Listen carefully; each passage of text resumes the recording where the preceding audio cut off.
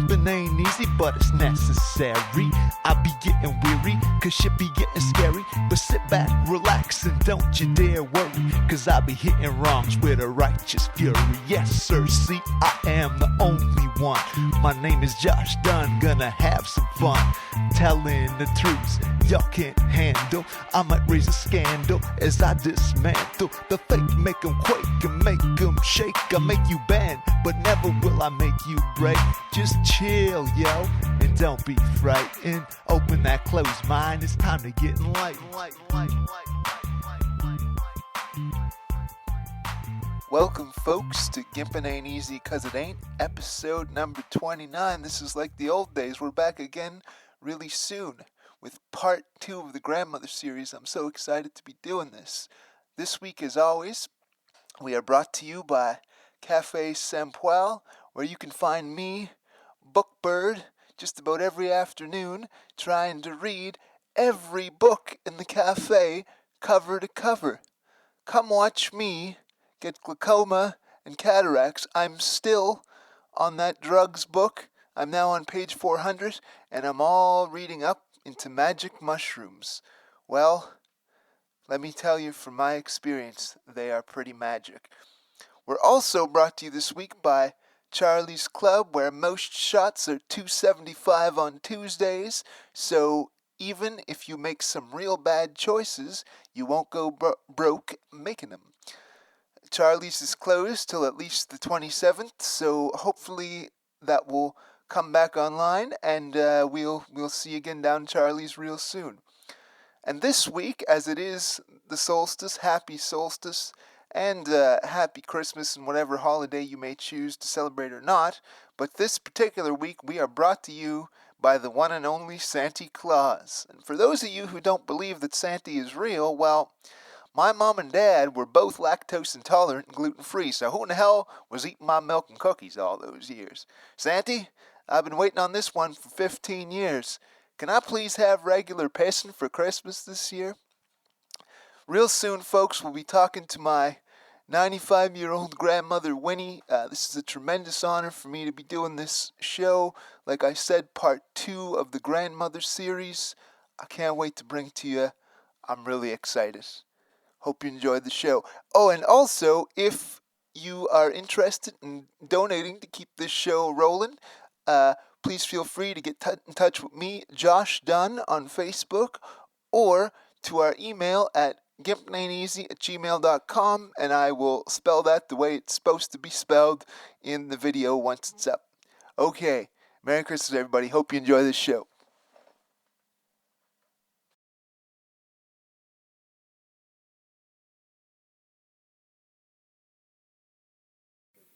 Okie doke. Once I know it's both recording, and it is, okay.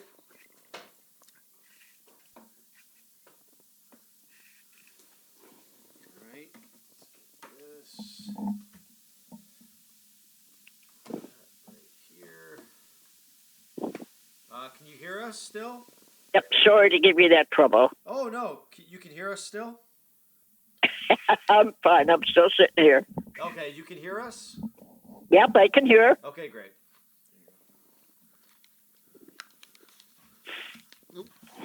Hello, Grammie. I got the headphones on here. Can you hear me?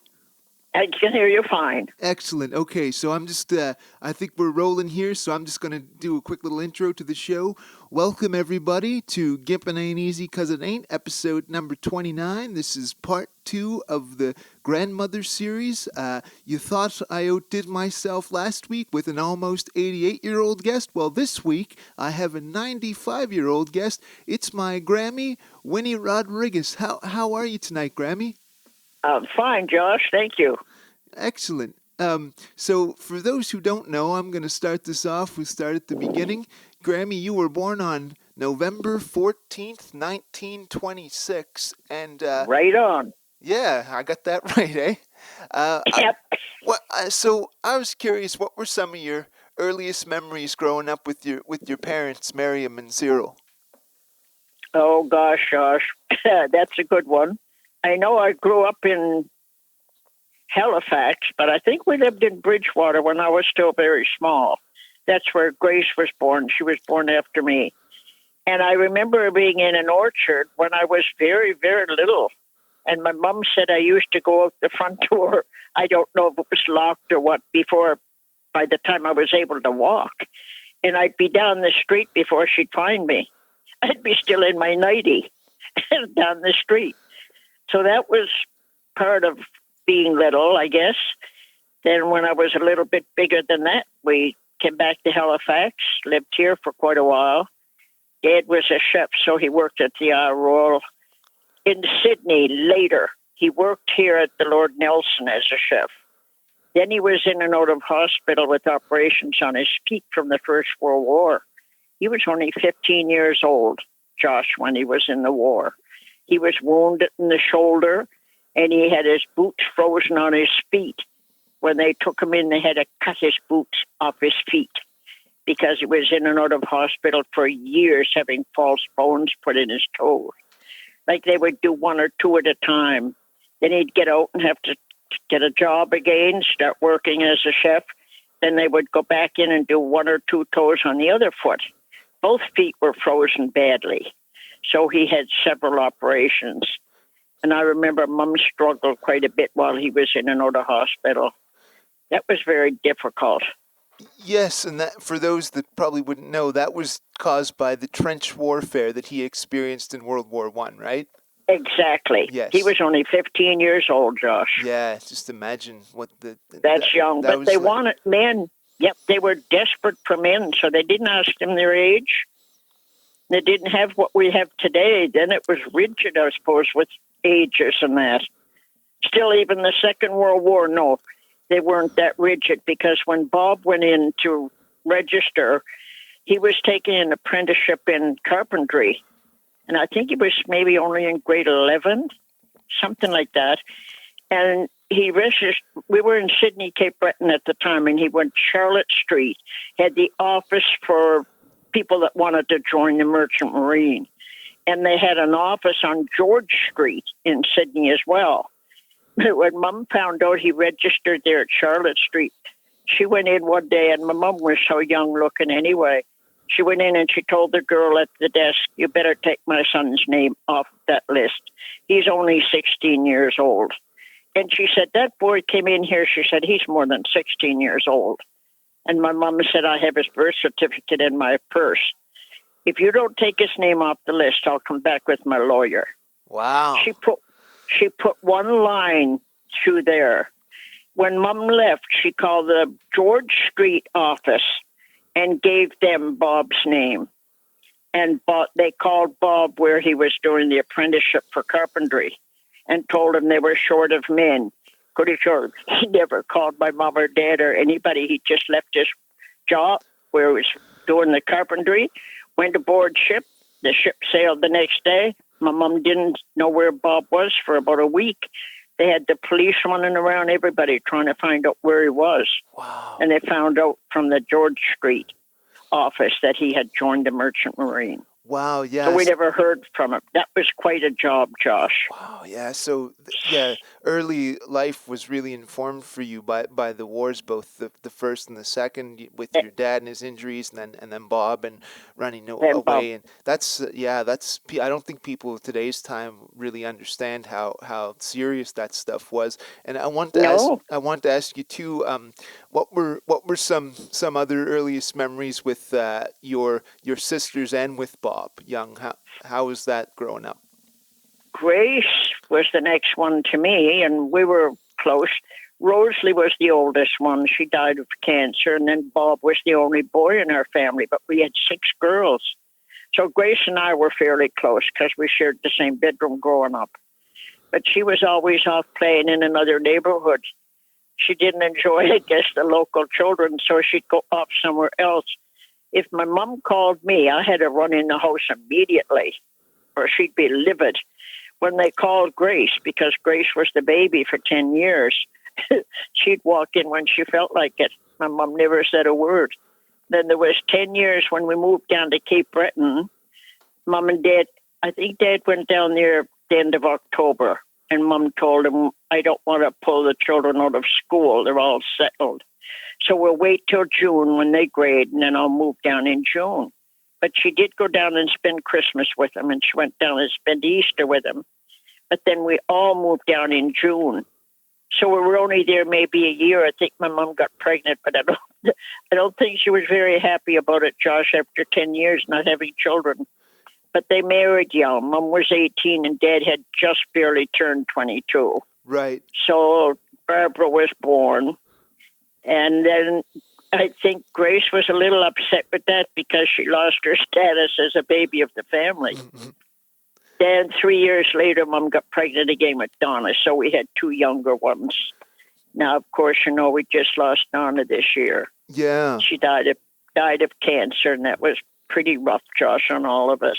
Yeah, that was must have been because Donna, for everybody listening, is Winnie's youngest sister. I think about 15 and a half years younger. She was born May of 42, and you were born in, I think. Yeah. So that was quite sad. She had been sick for some time. For at least a couple of years. Yeah, and she'd had bowel issues before that for probably 20 years or so, right? Now I wasn't going to go there just yet, but since you brought up Donna, what kind of person would you say Donna was? Oh, I loved Donna. Barbara was always involved with dancing, and every time I called Mom to take Barbara and Donna out, because we didn't have children for 7 years, and Mom would always say Barbara was involved with dancing with this group or dancing there or whatever. She was in Highland dancing and all the rest of it. So we'd take Donna. So Gus and I took Donna to the movies. We took her to Beggy's Cove. We took her to, oh gosh, I forget some of the places we went. A lady that I had met in the hospital when I had an operation on my feet. Forget her name now. Where we went. We took Donna there. We took her to the beach. We took her to our cottage.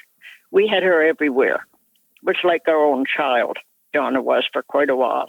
Yeah. So we were always very close. I was close to my oldest sister, too, Rosalie. Yes. And she died at 39 of cancer. Yeah, and I'm actually so glad you brought up Rosalie right at this minute, because that was actually my next question. And here's what exactly I've got written down. I've said, you've often said Rosalie, your eldest sister, was your idol. And so could you tell me a bit about Rosalie? I don't know. I adored Rosalie. She was the firstborn in the family, and she was gentle, loving, always happy. Used to love to walk not in the rain, but the drizzle. And I used to chase her down the street, wait for me, wait for me. I loved her. I just wanted to tag along with her. And then she met Tommy when she was only 18 years old. And of course, he went right after her. So she settled down and married him and started a family right away. And I think that's mostly what he wanted, was a family. He just had one child. She'd run home with 2 or 3, then she'd run home with 4. Rosalie her husband had bought an old rundown building in Sydney Mines. And my mom went over to stay with him, and Dad was away in the Army. Bob was overseas in the Navy. Grace and I were the only 2 left. Rosalie married Tommy down there, and Irene moved back here to live with Granny in Halifax. So there was Grace and I still going to school, Barbara and Donna, 2 babies. And we stayed with Rosalie in Sydney Mines for a while. But Mom walked out on the front veranda one day with Donna was a baby then in her arms, and her foot went through the veranda. Wow. So she was stuck there with Donna, a baby in her arms. And I don't know who pulled her out of there. That was pretty scary. Then when Grace and I got older, after our last year of school, we signed up to work for Simpsons here in Halifax. So we moved back here, and then Mom only had Barbara and Donna. Right. Dad finally got out of the Army, so he and Irene was living up here with Granny. They went looking for a house. That's when they found the house on Roby Street when we moved back from Sydney. But Grace and I were ahead of Mom, so we were just living in a room, working at Simpsons. Then Mom moved back. We were all together in Roby Street. that was something. Dad was a chef then after he got out of the army down here in the south end of Halifax. I think it was seafood something or other. I can't remember now the name of the seafood plant. He was the chef, and they had lived in a room downstairs where they had a big, large dining room and a double stove in the kitchen. Dad had an assistant chef, and a dietitian, I think, worked with them. And there was a big room where they had the tables and chairs for all the staff for that seafood plant.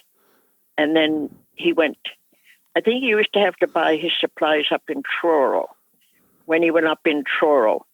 And a man that he had met when Mom was still in Sydney, and Dad had said to his friend one day, I feel so bad because I'd like to be home. My wife's birthday is today.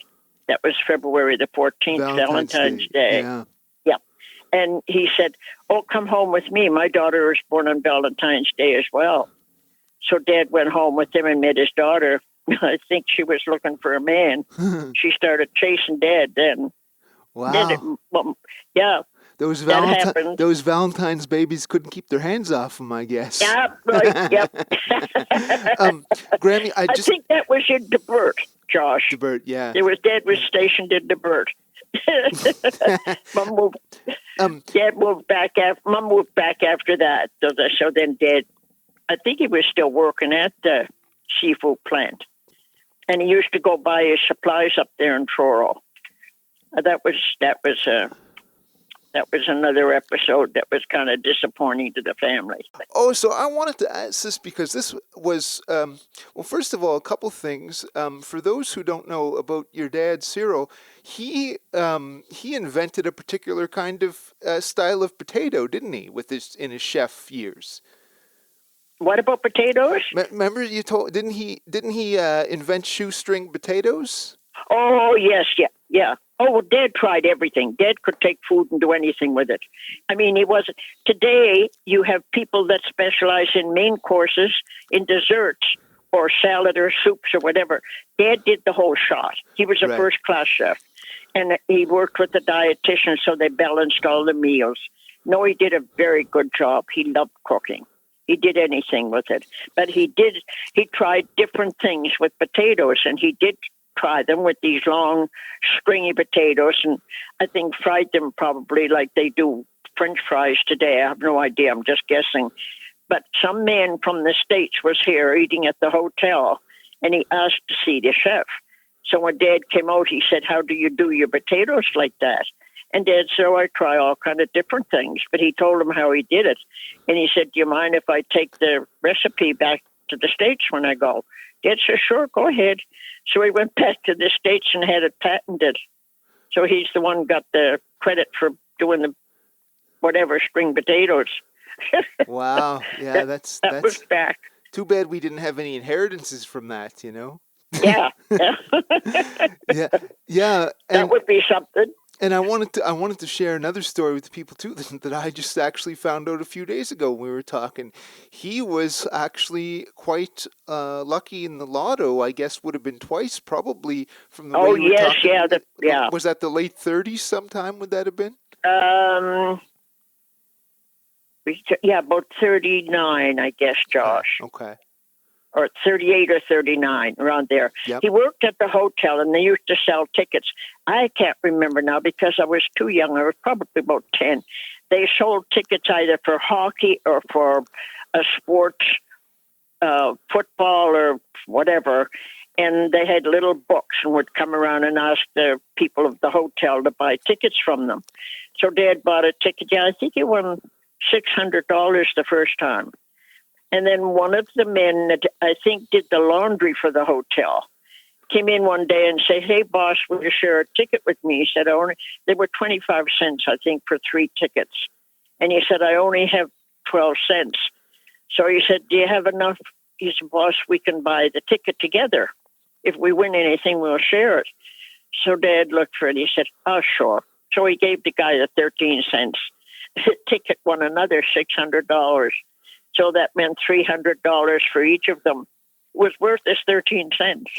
Yeah, I guess it would be, especially in 1938, 39 standards, Oh, because God, that was a lot of money. yeah, I mean, I wouldn't mind $300 Yep. tonight, So, I mean, so I didn't have the time, but people listening to this, you can Google things and calculate, 300 Canadian dollars in 1939 to what that would be today. Exactly. It would have to be in the thousands, I would assume, yeah, Yep, somewhere. yep. Yep. Yeah, I'm sure. And Anyway, Bob and Irene both had new CCM bicycles, and Rosalie had a new maroon-colored satin dress, a formal dress for whatever occasion she was going to. yeah. That was pretty good. Mom had a new coat. And what about you? What did you get there? I think Grace and I had a new coat and a new hat. Okay, yep. Some new winter And whatever clothes. else we had probably got for Christmas. Yep, some candies and That things. was good, Josh. But yeah, Yeah. life was funny. Yeah. And so, one other story I want to tell. I didn't have this wrote down, but while we're talking about him, the story with Cyril, and he had injured himself in the kitchen as a chef cooking, and I believe somebody made fun of him, and didn't your dad punch him out with the good hand or something? Oh, he was using an electric cutter for the meat. And it was in a big metal tray, and he turned the switch on, and the blade just kept coming back and forth to cut the meat. So he turned the button off, and he put his hand in to get the meat when the thing slid back one more time and cut on his right hand, the two small fingers, the small one and the next one. Right. And they were hanging. And the guy in the kitchen, it's a strange thing with all people. If you see something, and it's serious, it strikes you funny. For some crazy reason, the guy laughed. Yeah. Dad went over with his left hand, punched the guy in the chin, grabbed his towel he had in his hand. They all wear little hand towels on their waist, I think, for grabbing when they get wet hands or whatever. And he grabbed the guy's towel and ran down the street. They weren't far from a doctor's office. So he ran in. They did save both his fingers.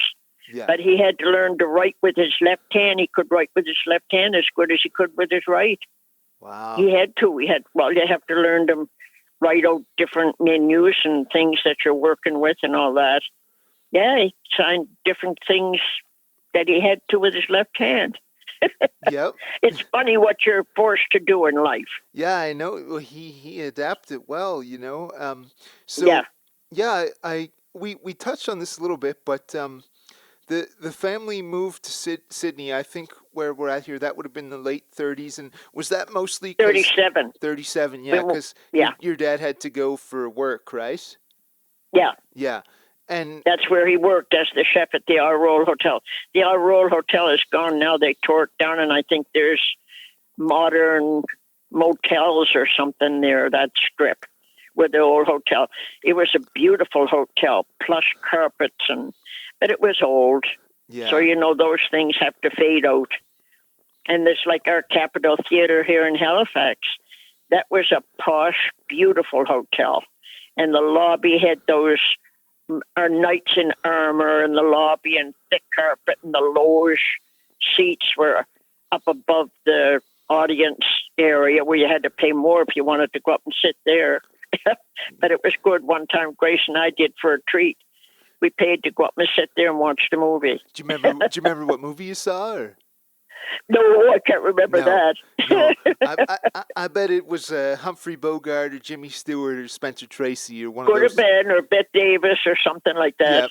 Yep, and yeah, that's I think like the Oxford was the only last throwback to that, but it certainly wasn't done up as nice in my time as it would have been in those times, and now that's out of business. So, And what a shame. Yeah, none of those old. They had an Orpheus Theater too, I think, was on Barrington Street. Yeah. Or that could have been. They had a theater up the north end. It was on facing Gottingen Street, but I think up near Russell Street or something, they had an old theater. When I first met Gus, that 1945, latter part of 1945, Gus took me out, and I guess he figured I still should have had a chaperone, because he invited Mom and Irene along. We went up to see, it was a Gary Cooper movie. I can't remember the name of it. But we went up there, and Mom took apples for us. She had us all an apple, and she handed Gus one. He dropped his. The floor was wooden. You could hear it bouncing all over. He shrunk down in his seat like he wanted to disappear. He was so embarrassed. Nobody knew where the apple came from. I don't know why he was so embarrassed. Wasn't his apple, yeah. So, Yeah. So I believe Sydney is when you guys were living in Sydney. That's when you stopped going to school. What I had wrote down, I thought it was grade 12, but what grade was that, Grammie, that you just stopped going?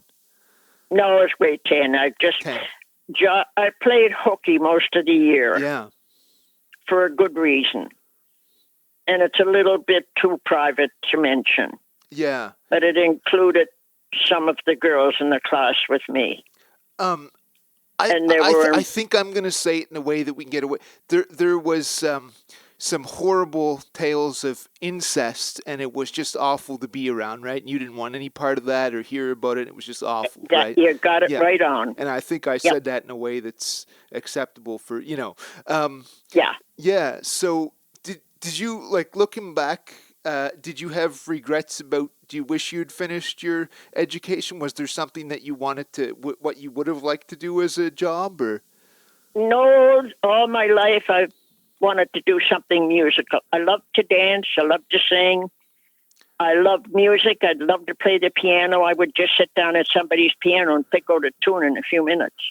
Wow. Mom always said she wished she could have afforded. I did take dance lessons for a year, and the teacher told Mom I was excellent at it. But when we moved down to Sydney, then I lost that. I didn't know if they taught dance lessons where I was going to school, or what. I never heard any more about it. Right. But I did enjoy it. I loved music. I love music now, but I don't like the hot stuff they put out today. No, I don't like any of those tunes. Give me some Johnny Cash and some Hank Williams and some, Yeah, that's country. Yeah, I don't mind country. There's even a little bit of opera that I enjoy. Yeah. There's a lot of it I don't like either. Yeah. If it sounds like somebody's laying an egg, they probably are. Yeah. And I'll turn the station then. So when did you guys come back to Halifax after Sydney there? Well, Grace and I moved back in June of 45. Mom didn't move back until, I think, the end of September. But by then, Dad and Irene had found the house on Roby Street. So that's where I lived when I met Gus. The strange part about that was Gus was in England. When they were blown up on the ship, Josh, Gus was up on the lookout. 56 German bombers bombed that convoy. Bob was under deck. Gus had third-degree burns all up his legs, up his back, shrapnel all through his head, and they had to shave his head to dig that out. He had a hunk of shrapnel under his knee in one leg, but the burns were so bad they couldn't figure out why that one spot wouldn't heal. Somebody finally decided they needed an x-ray to find out what was going on. They found that it had a chunk of steel under his knee stuck in the bone. Ooh. So they had to dig it out. But imagine digging that out under the burns on his legs. So he had quite a hard time with that. And he was blind for 4 days, so he couldn't even see the men that rescued him. It was the United States destroyer, an American destroyer that was going out to drop depth bombers because there were so many submarines in the area. And Gus said every time they dropped the depth bomb, he died again. But the little raft that they were on, they were barrels of Indian cotton. Apparently, it absorbs a lot of water, and then the flat top on it. That's what the rafts were made of. And if that cotton got too soaked, the damn raft would sink. And when they pulled Gus aboard, they said, "Sorry, bud, but this raft may not last much longer." And a little young boy was most of the people on the raft themselves were trying to pull this young boy on board. He said, "Forget me, guys. I've just lost my legs." So Gus said, I think it was the 18-year-old boy. Gus was only 20 then. He said, I think it was the 18-year-old boy, but he said I couldn't see. But he said he just drifted off, and that was the end of him. But eventually the second raft did pull up, and I think Bob might have been on that because they tied the two rafts together so they wouldn't drift apart. And the American destroyer, hours later, they drifted for quite a while, and the American destroyer picked them up. Then they dropped their depth bombs. Then they went back. That was in, I forget the name of the place. And they left them off at an American hospital anyway. And Gus said they were very good to them there. They treated them very well. Yeah. Till the night that he said, he woke screaming in the middle of the night, and the nurses all ran over. It was about 20 to 4, he said. What's wrong? What's wrong? What's wrong? He said, I want a mirror. What? They couldn't believe him. He said, I think I can see. That was when he was still blind. Yep. And he thought he saw a little bit of light. So the next morning when the nurses came on duty, the newer nurses for the day, all the guys in the same ward were saying, hey, nurse, I need a mirror. Yep. They were teasing Gus. No, I'm just going to provide a little context for that for people listening. So what happened was both Winnie's brother Bob and my future grandfather Gus were on a ship called the SS Carlier, and it was bombed by Germans, and this date stuck out so much to everybody because it was Remembrance Day, 1943, and Remembrance Day had already been established from World War I ending in 1918, so we already had a Remembrance Day for World War II. And what had happened was that my grandfather Gus had a lot of shrapnel in him, and in particular around his eyes and stuff, and his eyes were closed up from being bombed on this ammunition ship that they were on. They both survived. I believe they were only one of 22 survivors out of a crew of 100 and something. You're right. Yeah. You're right. Yeah. Was he on the Carlier, your grandfather, Josh? Yeah, they both were, I believe. I never knew that. I'm pretty sure because I looked it up some years ago, and interestingly, it did not have the names of the survivors, but it had the names of the dead. So most of those people died. So it was a very lucky, because if he had died, you never would have met, and we wouldn't be having this conversation right now. Yeah, that's right. That's right. So yeah, and so okay, I'm still going chronologically here. So you were back in Halifax now in 45, and I believe your mom, Miriam, helped you to get your first job. Was that the job at Simpsons that later became Sears? Well, while we were still in Sydney, when people interview others for jobs, they usually take a hotel room. So the lady that was head of the Simpsons at the time, she went down to Sydney to interview people there for jobs at Simpsons. So Mum called and, booked for an appointment for both Grace and I. So we went in, and this elderly lady, lovely lady, I forget her name, very nice person.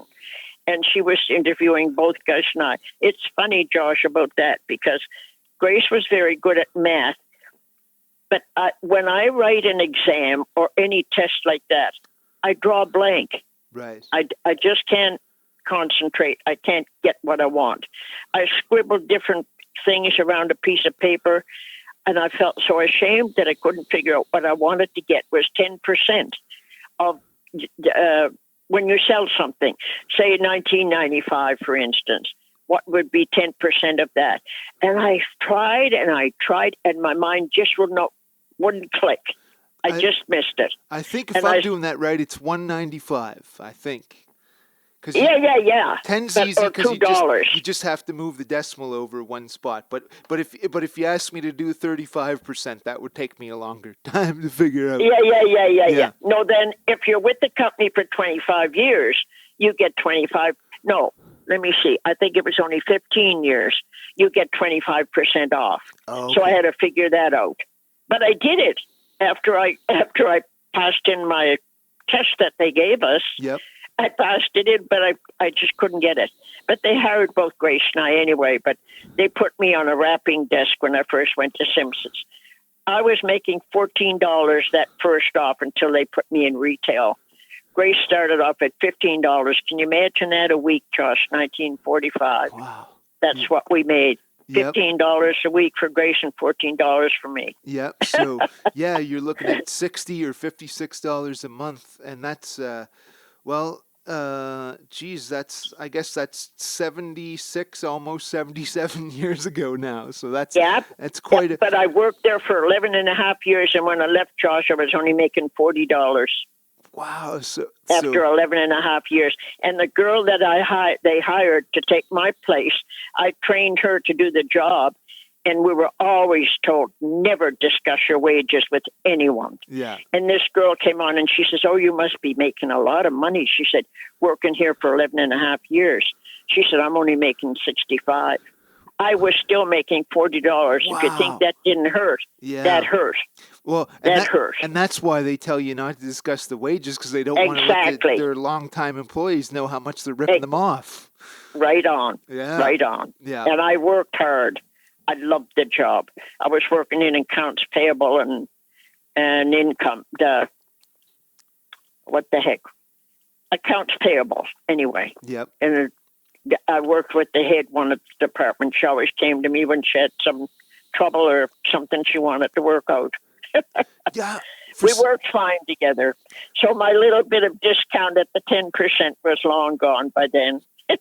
Yeah, and it's like I don't know why, but I guess I thought your tenure was short. I didn't realize it was 11 and a half years. And yeah, that's quite a stint there, and quite a length of time. I loved working there, and I loved the staff. I liked the bosses that I worked for, and that a bigger boss. When the first day with Grace and I went up to the cafeteria, there was a little room at the back with chairs and tables in it, and then the big cafeteria itself with the counters where you go up and get your food. And when Grace and I got up, we walked out of the elevator and walked into the cafeteria. We went in and sat down at the table.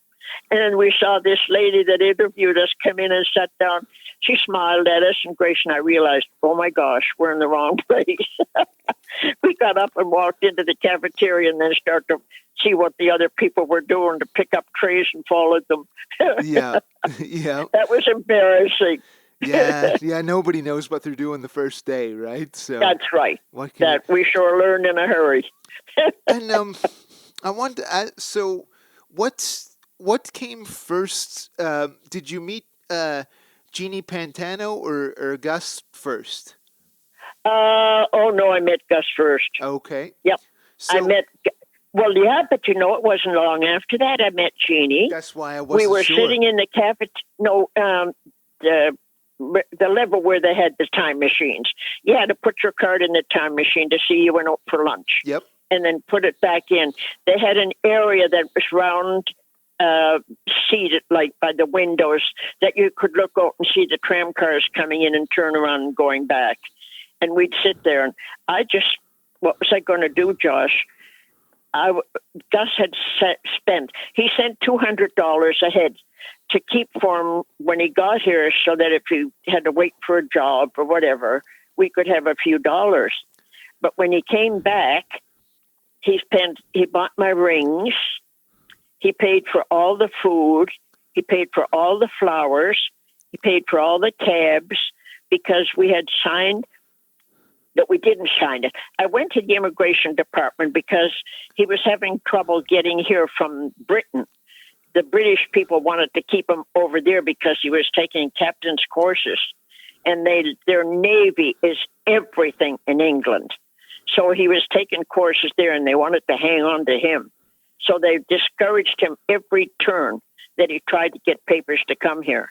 So one time, we were dating then maybe almost 4 years. So one of the ships that had gone to New York, he jumped ship there, and he had an uncle living somewhere in Brooklyn or that New York, somewhere that area. And he got Gus a job at a restaurant. So he was working for this man. He worked hard because the guy said to him when he finally got his right to come to Canada, he said to Gus, "Oh, don't leave me for 2 weeks till I get somebody to replace you." But he thought the world of Gus. Gus worked hard and he was honest as the day is long. And Gus didn't wait for the full 2 weeks. But I went down to the immigration department. He thought we would have a lot of trouble. So went down and I spoke to him, Mr. Forbes. I'll never forget it. It's a big office with a lot of desks. This was right in the middle of it. And this man was very, very thoughtful and kind, very patient with me. Asked me a lot of questions about Gus and his family and did I know of any illness with any of them and blah, blah, blah. And then he said, "I think you're not going to have any trouble whatever." He said, "You can go in and speak to Inspector Wade." And he said, "He's out of his office right now." But he said, "Come with me." Took me down, opened the door. There was 2 chairs in there by a desk. And he said, "Just go in and sit down." He said, "And Mr. Wade will be with you in a few minutes." So I sat there for about 5 minutes. And then this man came in and he opened the door and he came in and he said, "Now I hear what you're here for." And he said, "Don't tell me you can't get a local guy to marry." I had to go in and find out, I was dating Gus then.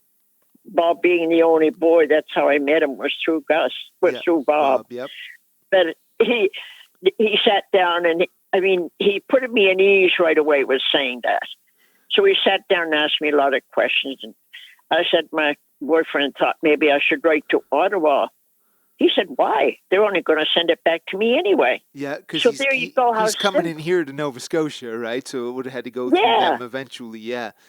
And he said, I thought to myself, my God, how simple is that? So then about 2 or 3 days later, I get a letter from the immigration department from this Inspector Wade. And he said, Augustus Rodrigues is going to be welcome to come to Canada, Nova Scotia in particular, permanently. And he said, "All we request of you is that you be married within 30 days. Well, we were talking about getting married, but we weren't talking about getting married that fast. No. But when he got in, I was on my last 3 or 4 days of vacation. So we went up and spoke to the pastor, and he said the only opening he had was the next day. That's how fast we were married. That didn't take too long, Josh. Yeah. But imagine getting papers like that after England kept postponing him every time he turned around. You got to get more blood work done. You have to get this done. You have to have another eye test. Everything to keep him on the string. Yeah. And he said, "Oh, yeah, I was just going to say." No, he said that's okay. He just said he would never go back to England ever again. Yeah, and I'm going to provide a bit of context first, but I got one question before I do that. And do you remember what he did with his British citizenship once he got the Canadian citizenship? What did he do? I forget what it. Do you remember he tore up his citizenship? The letter from Yeah. He tore up the letter from England and the little shreds and threw it on the floor and jumped on it. And he said, "You damn limeys," remember, right? Yeah. No. Yep. Take that. He said, "I'll never see you folks again." Yeah, and so nobody's going to know this. So my grandfather Gus was a British citizen. Originally, his descent and family was from Portugal, but that family had emigrated sometime in the late 1800s to what at the time was British Guyana. Guyana was in South America was divided into 3 parts: one Dutch, one French, and one British. My grandfather Gus, he was in the British part, so because it was a British colony, he was a British citizen and fought for the British during World War II. And because he was obviously such a good seaman, they wanted him to stay there. So that's where that all came from. And my God, yeah, that's true. Yep. See, Grammie remembers. I wasn't there yet, but I got it down pretty good. So I wanted to tell the story about. Remember the very first time you met Gus in 45? You weren't feeling very well that night. Remember? Well, they didn't call it the flu back then, Josh. Everybody at Simpsons got sick. Here and there. They were off 2 to 3 weeks. It was called the grip. When it gripped you, you got sick as a dog. And I was out for 2 weeks, and Grace was in another department in Simpsons at the time. And I mean, we shared the same bedroom. She didn't get it, but I got it. And I was deathly ill. And the manager of Simpsons went up to Grace's department and he said, "Where's your sister Winnie? Is she home playing sick?" So Grace came home and she was telling Mom this at supper time. I was in bed. I wasn't eating or nothing. I had a temperature that I was beyond. And the next morning I got up and I got dressed, put a wool dress on and a scarf and a wool cap and mitts and everything warm. And Mom said, "Where are you going?" And I said, "I'm going to work. If Mr. Gilroy thinks that I'm playing sick, I'll go in and show them that I'm sick." So she said, "You take your clothes off and go back to bed." I said, "I'm going to work." I went in to work, and my manager said to me as soon as I walked in, "My God, what are you doing in here?" I had fever blisters all over the top lip. I never had a cold sore in my life. Fever blisters all over. And she said, "You go back." She said, "No, I'm going to send you up to the nurse." She said, "Go up and see Miss Billman and see what she thinks." So I went up and Miss Billman said the same thing. "My God, what are you doing in here?" She said, "You look deathly ill." And I said, "I've been in bed for almost 2 weeks." And I said, "Mr. Gilroy said I was playing sick." She said, "You go home and get back in your bed and you stop worrying about Mr. Gilroy. I'll take care of him." And she was sort of a battle axe of a lady, but I went back home anyway. As soon as I got back, it was about 4 days later to work, Mr. Gilroy was out sick. He was out almost 3 weeks and he lost 22 pounds. So I wonder if he was playing. He learned what the grip was like. For the grip gripped him too. Yeah. I didn't wish that on him, honestly. No, you wouldn't. But I was glad it hit him. He realized what it was. Yeah. He knew you weren't playing then, and so Nope. I just wanted to provide again. So you were in the midst of the script, and Bob's. Yeah. Gus was leaving a ship in England to meet Bob in New York, and they had a huge storm in the Atlantic, and they tore the rudder right off the ship. So they had to tow them in here in Halifax. Well, he knew Bob was from Halifax, and when Bob injured his hand badly aboard one of the ships, he got Gus to write letters home to Mom. Well, of course, Gus had a beautiful handwriting, and everybody used to comment on it. Bob then, I think where Gus was hurt so badly in that explosion, he was in the hospital a lot longer than Bob. After they got Oran was the place that they took them into, Oran. When they went back from Oran, they stopped at Liverpool before they transferred them back to London. And I'm losing my train of thought here. Sorry, Josh. That's okay. I'm just losing it a bit. No, go ahead. Yeah, he went back. Anyway, they went back to England and they went back into Gus was still in the hospital. Bob left to join some ships. When Gus got out, he wanted to join Bob again. So he took another ship from London to go to New York. He'd heard from Bob that he was in New York and the ship would be there for a while. So that's why Gus wanted to join him. He wanted to stay with Bob because they were close buddies during the war. And they were called the Two Gentlemen Seamen in England.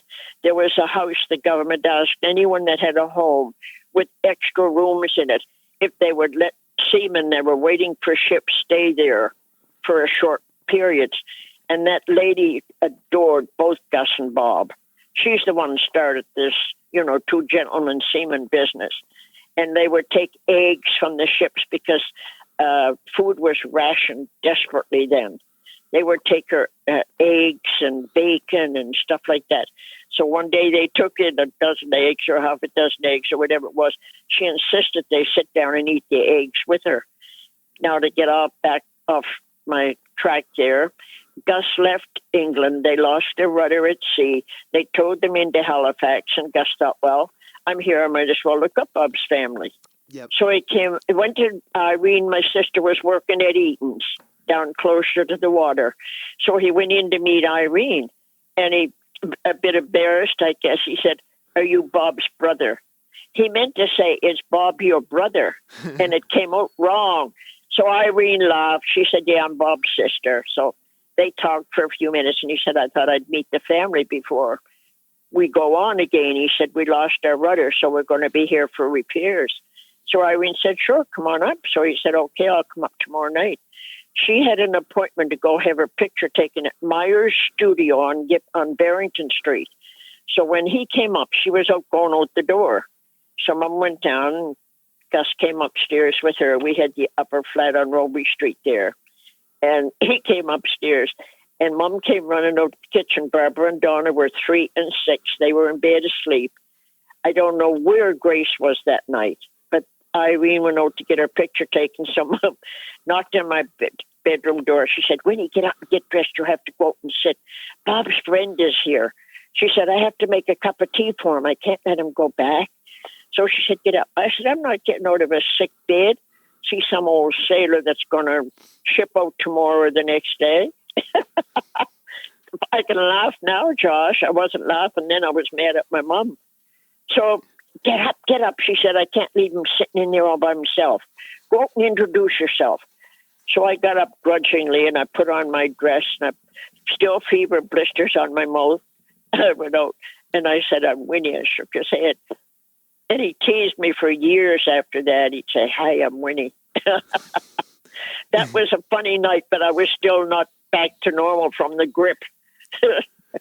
Yeah. Things happen, Josh. No, then I marry him. And yeah, I mean, you were so sick, and yeah, but if you hadn't and he hadn't come back, like again, like I wouldn't be born. So, and that's right. Yeah, here's another one of what I wanted to talk about was because right around the same time too, you had met Jeannie Pantano, and I believe it was somebody else was kind of picking on you, and Jeannie set her straight. How did that go? Remember? No, you got the story wrong. Yeah. This was before I met her personally, but I saw her. Right. She was so attractive, and she dressed so lovely. She looked like a model. We got on the elevator one time from the cafeteria on the 5th floor. The 4th floor was all the workers for the mail order. Mm-hmm. We had a catalog then. Simpsons had a catalog. And the 4th floor was where they kept the merchandise, and the workers from there were just dressed like casually. They didn't have to dress like we did for the retail. You're on the floor meeting people. So Jeannie got on the elevator, I got on the elevator, and these two people got on at the 4th floor to go down. And one of them nudged the other one, and she said, talking about Jeannie, of course, look at that. She's as phony as a $3 bill. And Jeannie turned around and she sneered. She said, you wouldn't know a $3 bill if you saw it. Or some similar comment. Yeah. And they both shut up and got embarrassed. Their face turned red. And I thought, hooray for you, Jeannie. That's great. Yeah.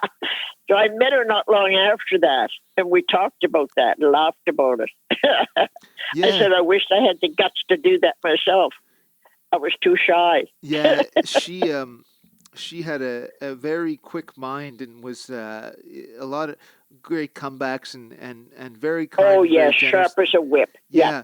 Yeah. And very smart girl. This is another very important family meeting again for my existence because you and Jeannie became very good friends. Remember, I think at Simpsons, one of you would get a bag of chips and share it with the other. Yes.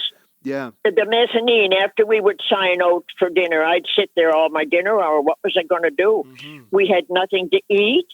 Gus and I, the place we got for room board, we didn't know. There was no lunches any time. For the morning, you had a weak cup of tea and the thinnest piece of toast you ever saw in your life. One piece. Never get a second cup of tea. Never get a second piece of toast. That was your breakfast. Never saw orange juice, never saw an English muffin, never saw pancakes, nothing. That was the weak cup of tea and a thin slice of toast. She never came home to cook the supper like most people here locally. She lived in the States for quite a few years in a boarding house. And apparently the lady that owned the boarding house died and had no family. So she left the boarding house to this Miss Lee. And Miss Lee sold it because she had friends back here in Halifax. So she moved back here in Halifax and just took a normal house. She bought a normal house. and she turned it into a room and board.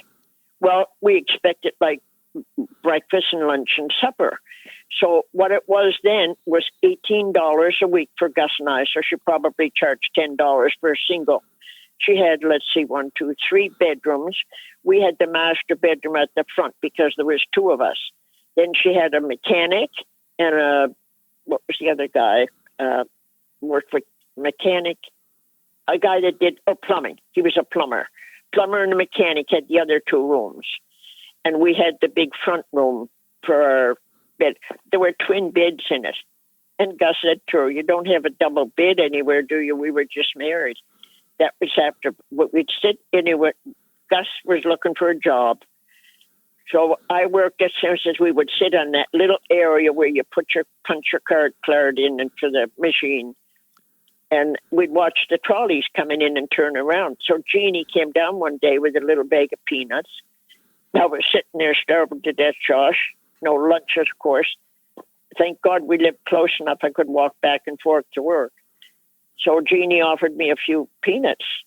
So the second time she handed, I said, "I'm sorry, but I can't replace the peanuts or anything else, Jeannie. I'm broke." I didn't know what else to tell her. She said, "Oh, the heck with it." She said, "Don't have to pay me back." So another day she came down, she had chips. So she offered me a few potato chips. It was the same story. I felt so guilty because I couldn't return the favor. And it was. So then we got to be friends. Yeah. So after Gus did finally get a job, we lived in the upper flat on London Street. So I asked Jeannie to come up and visit us. So came up, that she was still by herself. Came up, she worked at Simpsons in one of the manager's offices, I think. And then she came up several times there. Then Chuck came back here. I don't know if he was wrestling back here or he just came back on vacation or whatever it was. So when we moved then up to Timberley, and Jeannie and Chuck both came up. So from then on, we got quite close. And when we were anyway, before I even met Chuck. But he was a great guy. Gus thought the world of him and Jeannie. Yeah. Thought the world of them.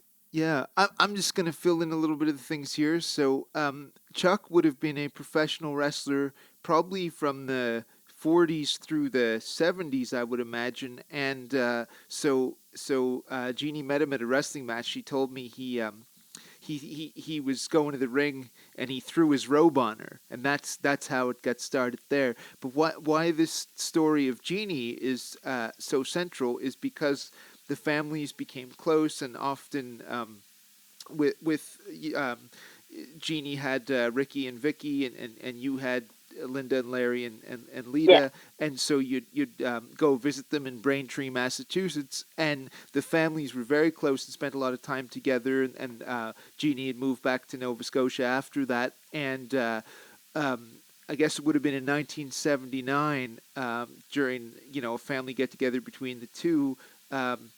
Winnie's youngest, Lita, would have met Jeannie's nephew, Peter, and that's Yeah. my father, and that's really how I came into being. Yeah, we were visiting Jeannie one evening, Lisa and I, and Josh,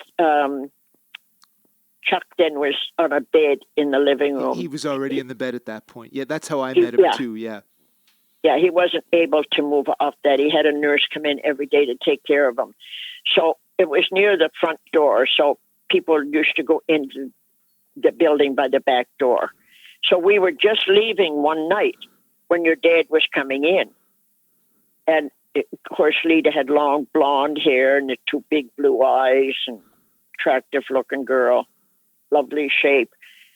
So Peter eyed her up and down, and then the next night I know the phone rings, and Jeannie said, "By the way, Peter wants to know if Lita would go to a movie with him." And I said, "Jeannie has got a mouth on him." I said, "I'll ask Lita." He certainly does. I said, "Tell him to come to the telephone and I'll get Lita." And I said, "Let them work it out." Yeah. I said, "I don't live Lita's life. She lives her own life." So I got Lita on the telephone, and Peter must have asked her, I guess. So he took her out a few times. Then it was close to Christmas. He comes up with I don't know if I should say it, but he came up with a set of dishes. a place setting for this china. I forget the birch, something birch.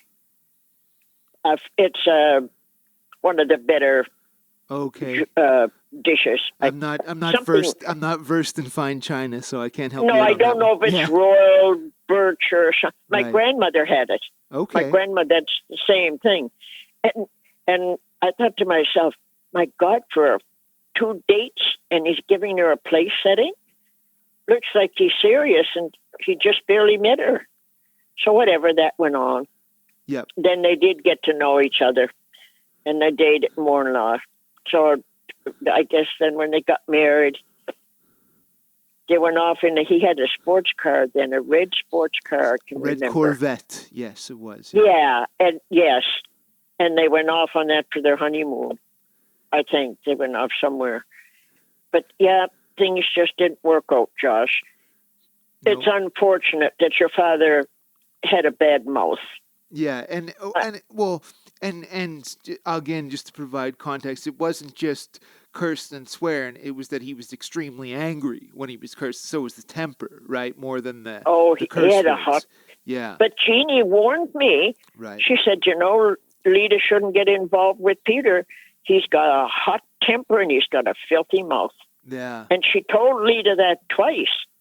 And then Debbie had a shower for Lita before they got married.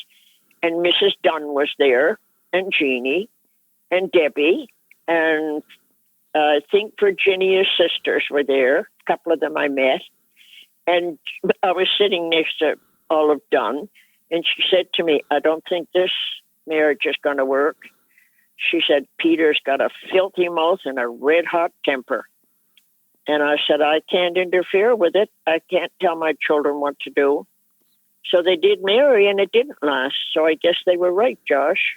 I did want to touch on a sad event that I forgot to ask about. So this was back in 1946. I believe you were only 19 still at the time.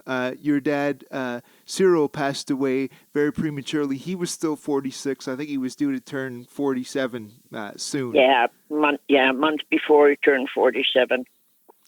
And what was it because of the war injuries, or what? How did he die? Well, he was up in Truro buying the stock for the fish plant, and he met that man that had introduced him to his daughter. I have no idea what went on, but he had a stroke. Okay. And we were off. It was a Sunday.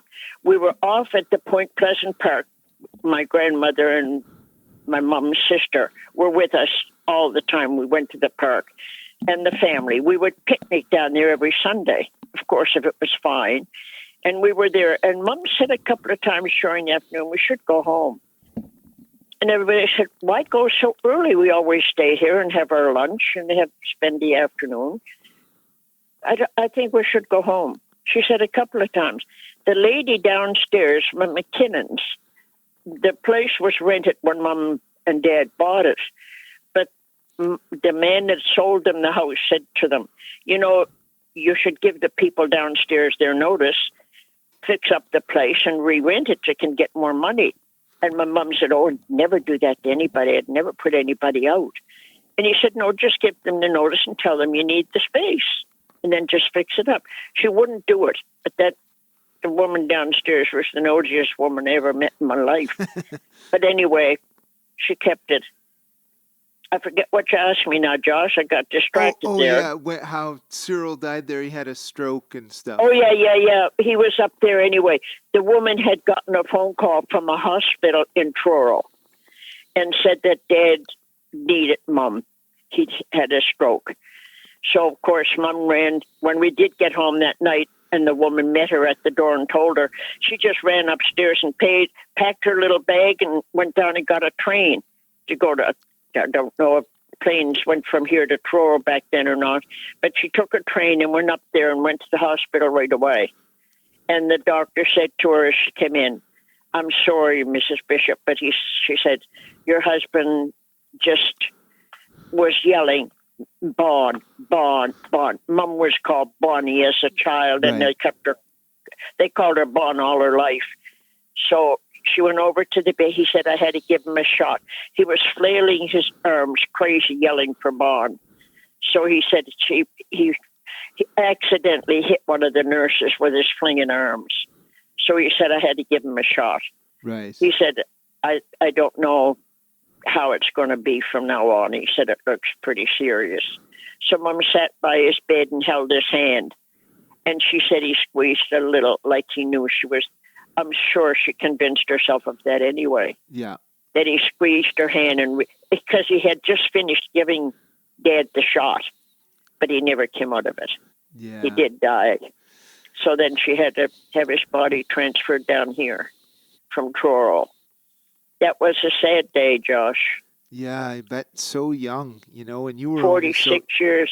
Yeah. Yep. It's Too darn young. And especially a dad of 7 children. Yeah. Yeah. And like Donna never even got to know him, right? So. That's right. No, that's what Donna says.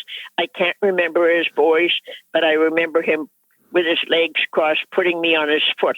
There used to be a little old saying years ago, you shake your foot up and down. There was an old lady who rode on a horse. I forget the whole jingle now. It was kind of cute. Right. But Donna said, I can remember him doing that with me on his foot.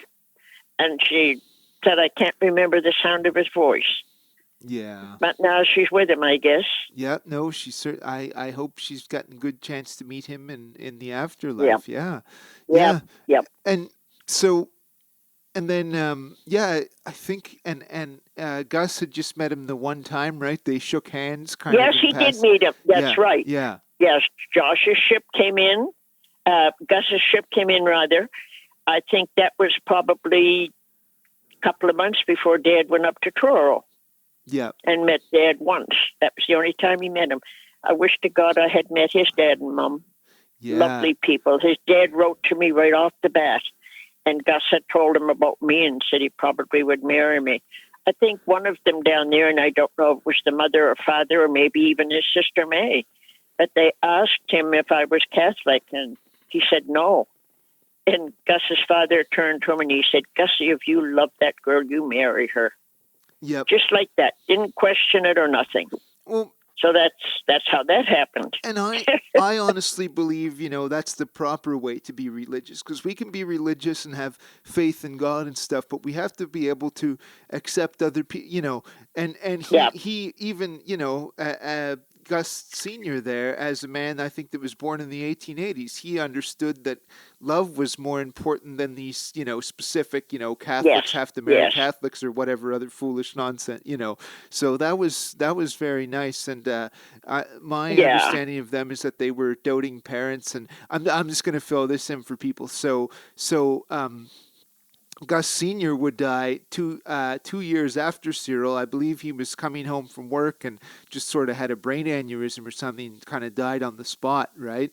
Yeah. The houses down there, Josh, were like built on like stilts. They were up away from the ground because I suppose of ants or insects or whatever. I have no idea. Yeah. But that's what he lived on.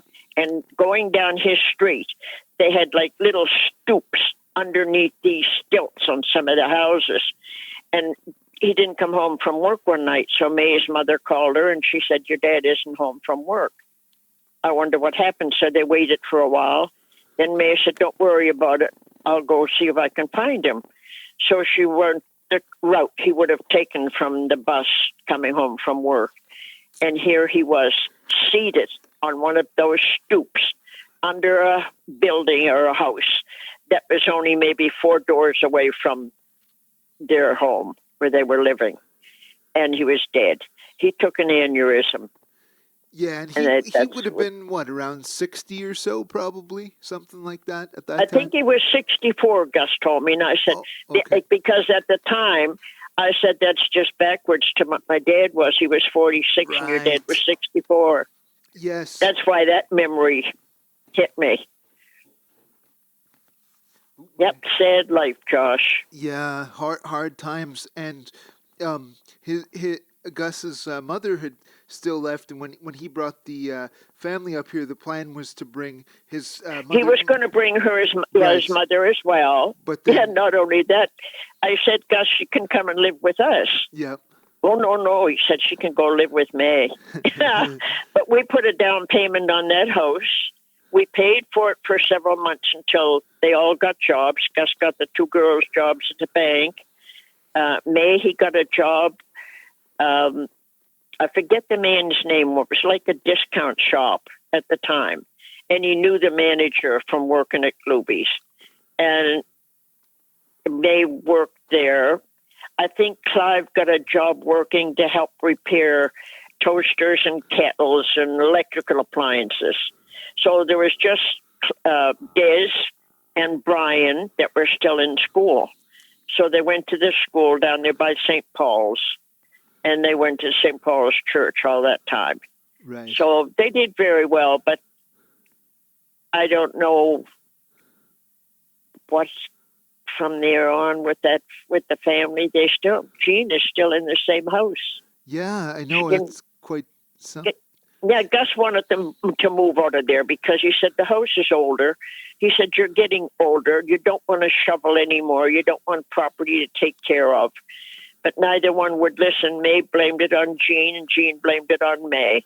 Yeah. So I think it was Jean all along because she still won't give up even after May died. Right. And I just want to fill in again. So what had happened is my grandfather Gus was going to bring the remainder of his family, his sister May and her children, which he did, over from British Guyana because the political situation was very unstable. Oh, yes, scary. Scary. So they could have been killed or something. So they need to come over here. And the plan was to bring his mother, Clara, along as well. But she had died just before that happened. She died.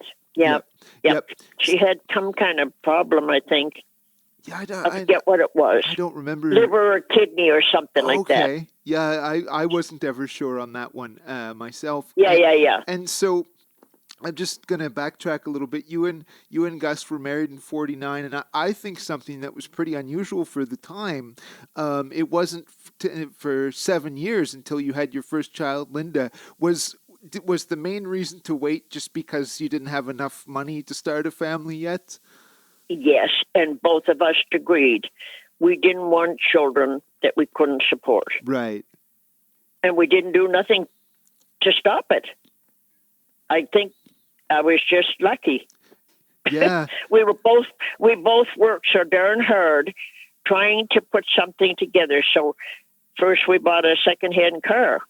It was 5 years old. We kept on working, and we bought a better car that was only 3 years old. Then I think we built our house. Then we bought a brand new car. But we both put our two. When I got my money, I just gave it to Gus. He put it in the bank. Right. I didn't need much. I didn't use makeup. I might put a little lipstick on occasionally. But then I didn't need many clothes. I didn't go out like some. Donna was the opposite. She didn't have much growing up, so she wanted to have a lot of makeup, decent clothes. Jamie even said here one time, Donna wouldn't go out and pick up her mail from the mailbox unless she had her hair brushed and makeup on. If that were the case, I'd never get my mail. That's what I thought. Yeah. I'll never get my mail then. Yeah. I didn't care for too bad. Yeah. But life is funny. No, Things like that happen. And so finally there, when you guys were good and ready in 1956, Linda comes along, and then Larry in 1958, and then the young Tonto, my mother Lita in 1962. What I planned them all, Josh. Planned them all, yeah. Planned them all. What would you say your fondest memories of being a mother were? Motherhood. How did you enjoy it? Loved it. Yeah. And I tried to be better to my children because Mom had a very hard time, and she was cross most of the time. And I only lost it once with Larry when he kept chasing Linda and Lisa around from the kitchen to the living room and around the hallway. And every time they ran through the kitchen and I was busy, It was a hot summer's day, and I wasn't feeling up to par, Josh. And the lady kept screaming, Mom, make him stop. Mom, make him stop. And every time they run through, and the third time they ran through, and he was still chasing them. I should have stopped what I was doing and taken them inside and sat them down on a chair and say, now he can't chase you. Instead of that, I lost my temper. Yeah. So I grabbed a hold of Josh. I grabbed a hold of Larry the third time running around. And I slapped his backside and I slapped his leg. And I said, you leave those two girls alone and stop chasing them through the house. I don't know if I said, you can see I'm busy. Whatever it was, I said. Yeah. I kind of lost it. And I said, get to your room before I really hurt you. Josh, as soon as he went down to his room, I sat in the middle of the kitchen and I cried like a 2-year-old. Yeah. I was so upset with myself that I lost it. And I sat there and I must have cried for 20 minutes. I couldn't stop. Yeah. When I finally got up, I went down to the bathroom to wash my face because my eyes were like 2 swollen red bulbs. I tried to get cold water on my face. Then I went into Larry's bedroom and sat on his bed, and he was sitting there with the saddest look on his face. I said, Larry, I'm so sorry. I said, mothers don't have children to beat them. I said, I'm sorry I lost it with you. And he said, that's okay, Mommy, but why did you cry? Yeah. That nearly broke my heart. I said, Larry, I was so mad at myself that I did that I just couldn't stop it. I said, it just flowed. I just cried. But I said, that's not what mothers are supposed to be for. They're supposed to love their children. Yeah. So then we settled that, and then I went back out and finished what I was doing. Yeah. No. I don't even know what I was doing, Josh. And I know that's a hard time and a big regret, but I think the important part of that is at least, you realized your mistake and you didn't do it again, right? So No, never. So that's what people, I think, should take away from that. And so we're into the 60s here with Tonto born and 2 very bad major family events happen in the 60s. First, Rosalie dies of cancer at 39, right? Yeah. Yeah. That was sad. That was sad because she had cancer, and I knew she wasn't well, but I was 10 months pregnant. 10 months pregnant. I was almost the 9 months with Lita, and the phone rang, and I was in the kitchen, and I didn't want to answer it. I thought, this is not good. I went down to the bedroom. Gus came out of the living room. Either it was a Sunday or his day off, whatever it was, he was home. So he came out and he picked up the telephone, and he came down to the bedroom and he said, your mother wants you on the phone. He never said anything more. So I went out and I still didn't want to pick it up, Josh. I knew it wasn't good. I picked up the phone. I said, hello. And Mom said, are you okay? I said, yeah. And she says, Rosalie just died. She hadn't been able to talk, Josh, for maybe 10 days. The cancer burned her right out inside. Yeah. Her breast, her stomach, and went all through her. And yet that day, she lifted her head off of the bed. Mom put her in a bed in the dining room right off the kitchen. And she lifted her head off the bed, and she said, Jesus bless me, and she laid down and died. Oh. Nearly tore the heart right out of me, and I was almost ready to have Lita. Yeah. I often wonder today if any of Lita's problems are caused from the hurt I took that day. I would be surprised if they weren't, because that just the trauma that you were going through would have to translate into the womb in her, right? Because that's right. That's right. That was the 10th of December, right. And Lita was born June the 3rd. January 3rd. Yeah, she was. That was rough. Not even a month. That was really no, not even a month. Yeah, not even a month. Yep. It was very. Not only that, when Rosalie was laid out, she had lost her hair from all the cancer treatments. And you've probably heard that all along anyway, with people taking chemo. Tommy put a shower cap on her head. Instead of putting a turban or something colorful, he puts a shower cap on her. When I saw her laid out, it was another shock. Yeah. That was hard to take. And then he destroyed all his children after that. He hounded them and harassed them. And Bonnie, the oldest daughter, went out to British Columbia to get away from him. And he followed her out there with the oldest boy, Jack. And I guess they finished destroying the girl. It's what a pity. Yeah. Then he kept harping at the rest of them. Yeah. Wasn't a decent human being, Josh. He was a cruel man. No, and I'm just going to fill this in because we don't want to talk too much about him because he's best left forgotten. He's one guy. He's not. Well, that's right. I didn't. That's right. But all of us in the family believe that the cancer was caused most likely because of Tommy's poor treatment of her, the cruelty. Oh, yes, and dragging her around from one old broken down house to another, that the roof leaked all the time, and the children always had colds, all of them. Rosalie ended up with pneumonia. And then Irene, when the doctor wanted to keep her in the hospital, and he said, I want you to stay here until we get you back on your feet. And Irene was visiting at the time.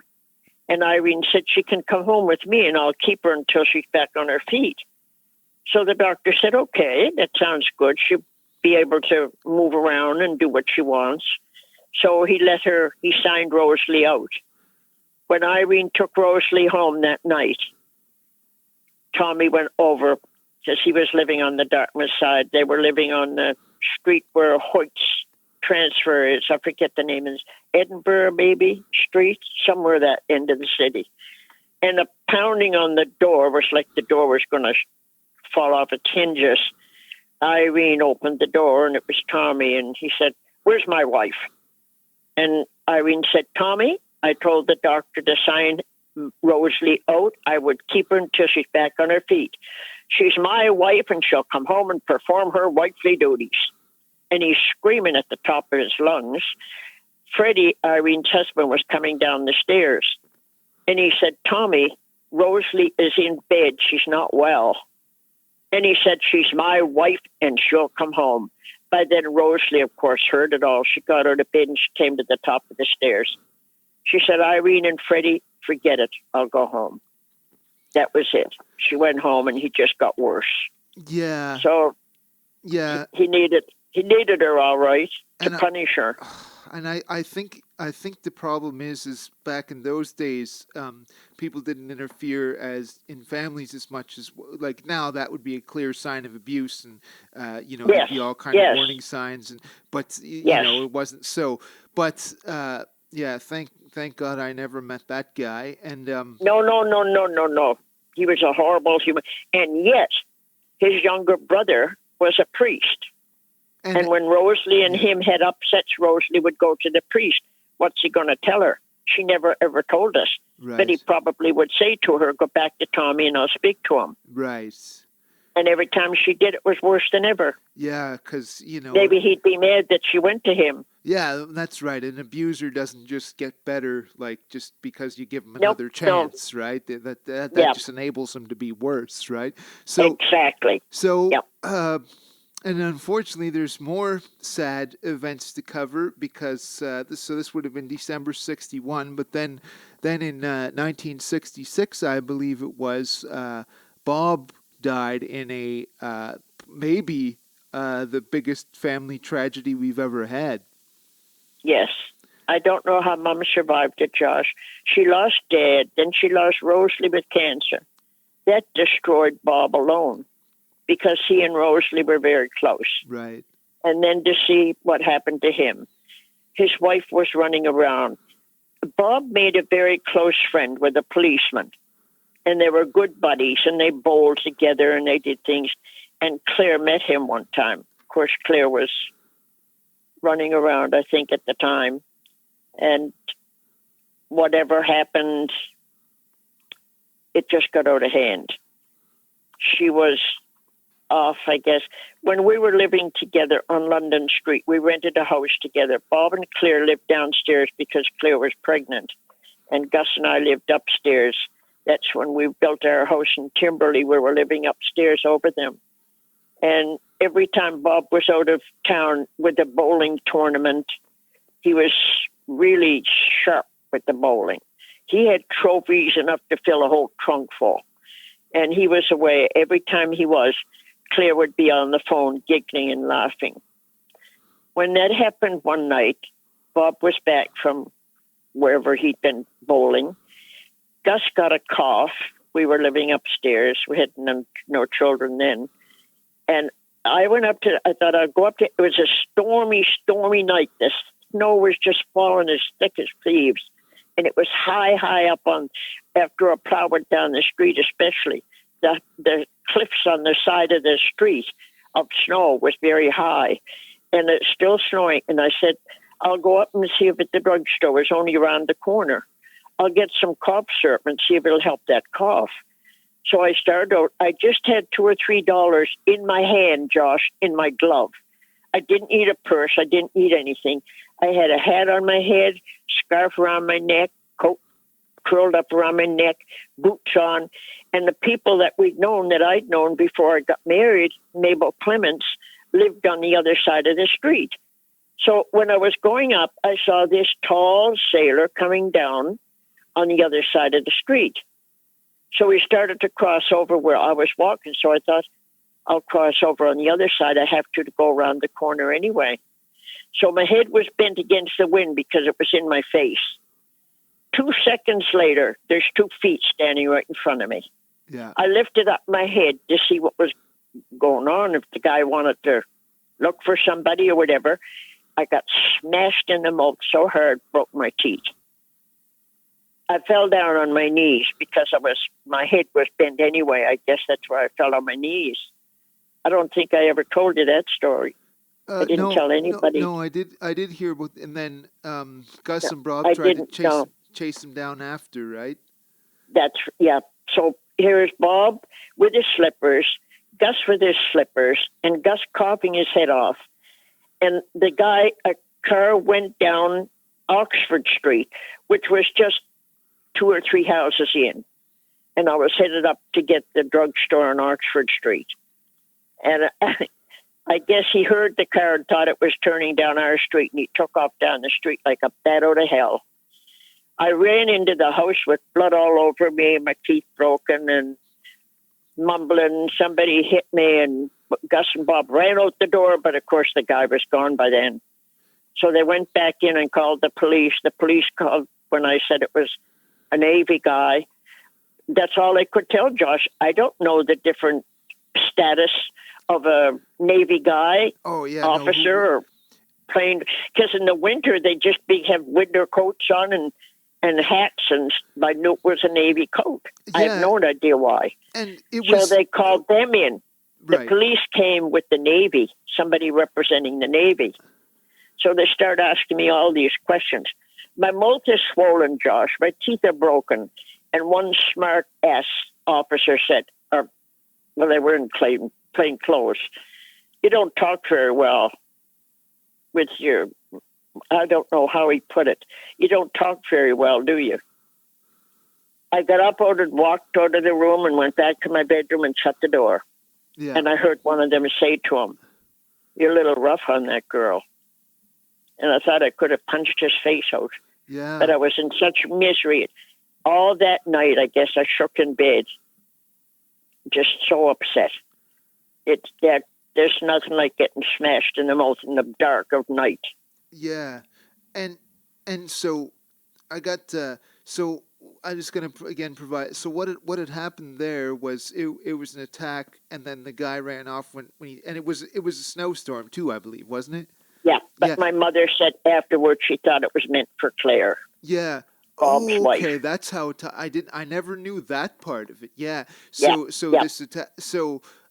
She probably made an appointment with him, and Bob probably came back early, and she couldn't get out. Right. And right. I never knew that for years after. My mother never told me. I never knew that.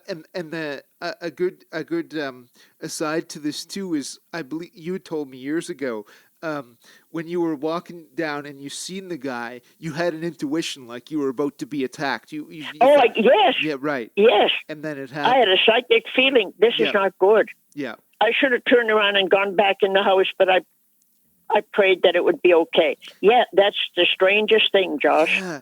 I had the weirdest feeling that night. Yep, and it came true, and I'd never put two and so I'm just going to fill in a little bit. So you think that was meant for Claire, and to my understanding, Claire was fooling around with Everybody. Then she started messing around with the cop. That's right. right, and Bob's friend. and also like a mafia boss, and so this crazy tragedy goes down in 1966 where Claire and Bob's son Gary is murdered, and then Bob himself. But what happens, the official story, is that they pin it on Bob, that he killed them and then killed himself. But the family has long suspected, and is probably true, that the cop did them all in and framed Bob, right? It did. He was at the house all the time. And the man in the house next door used to say to Mom afterwards, you know, he thought he was fooling everybody because he used to park his car 2 or 3 doors down, especially when Bob wasn't home. And then he'd walk up the street and walk into Claire's house. And he said, we've seen that many times. Who did he think he was fooling? But he was the one that went in the next morning to find them. How did he get in the house? Was it still unlocked? Or what happened?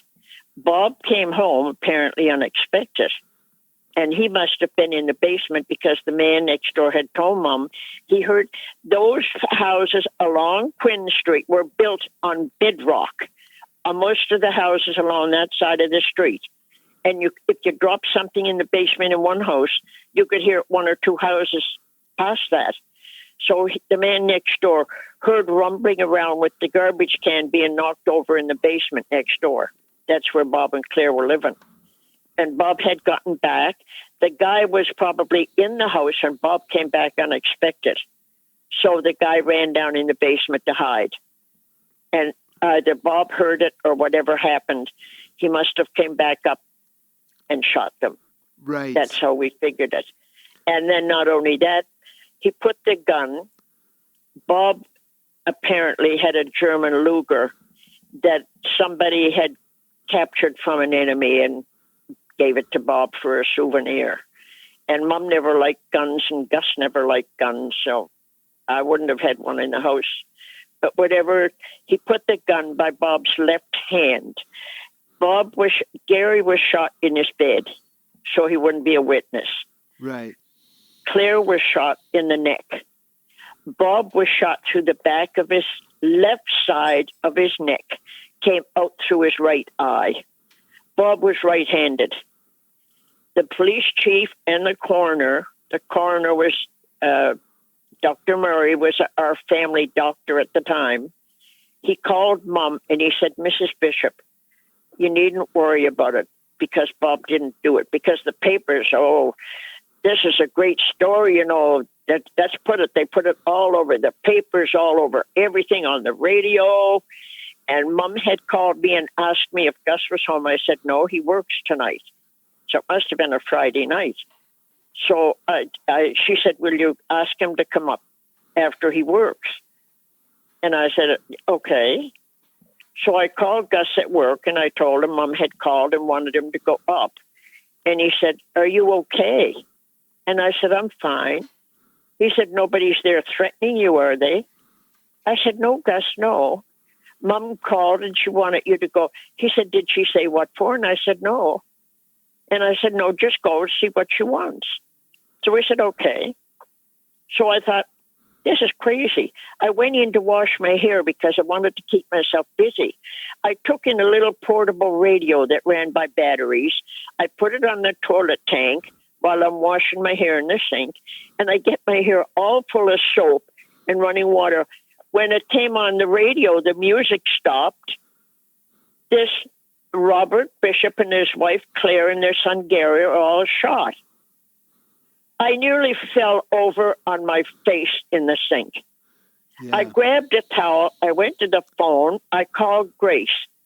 I said, Grace, have you heard from Mom? She called and wanted Gus to go up after work. I can't get Gus now. He's finished work.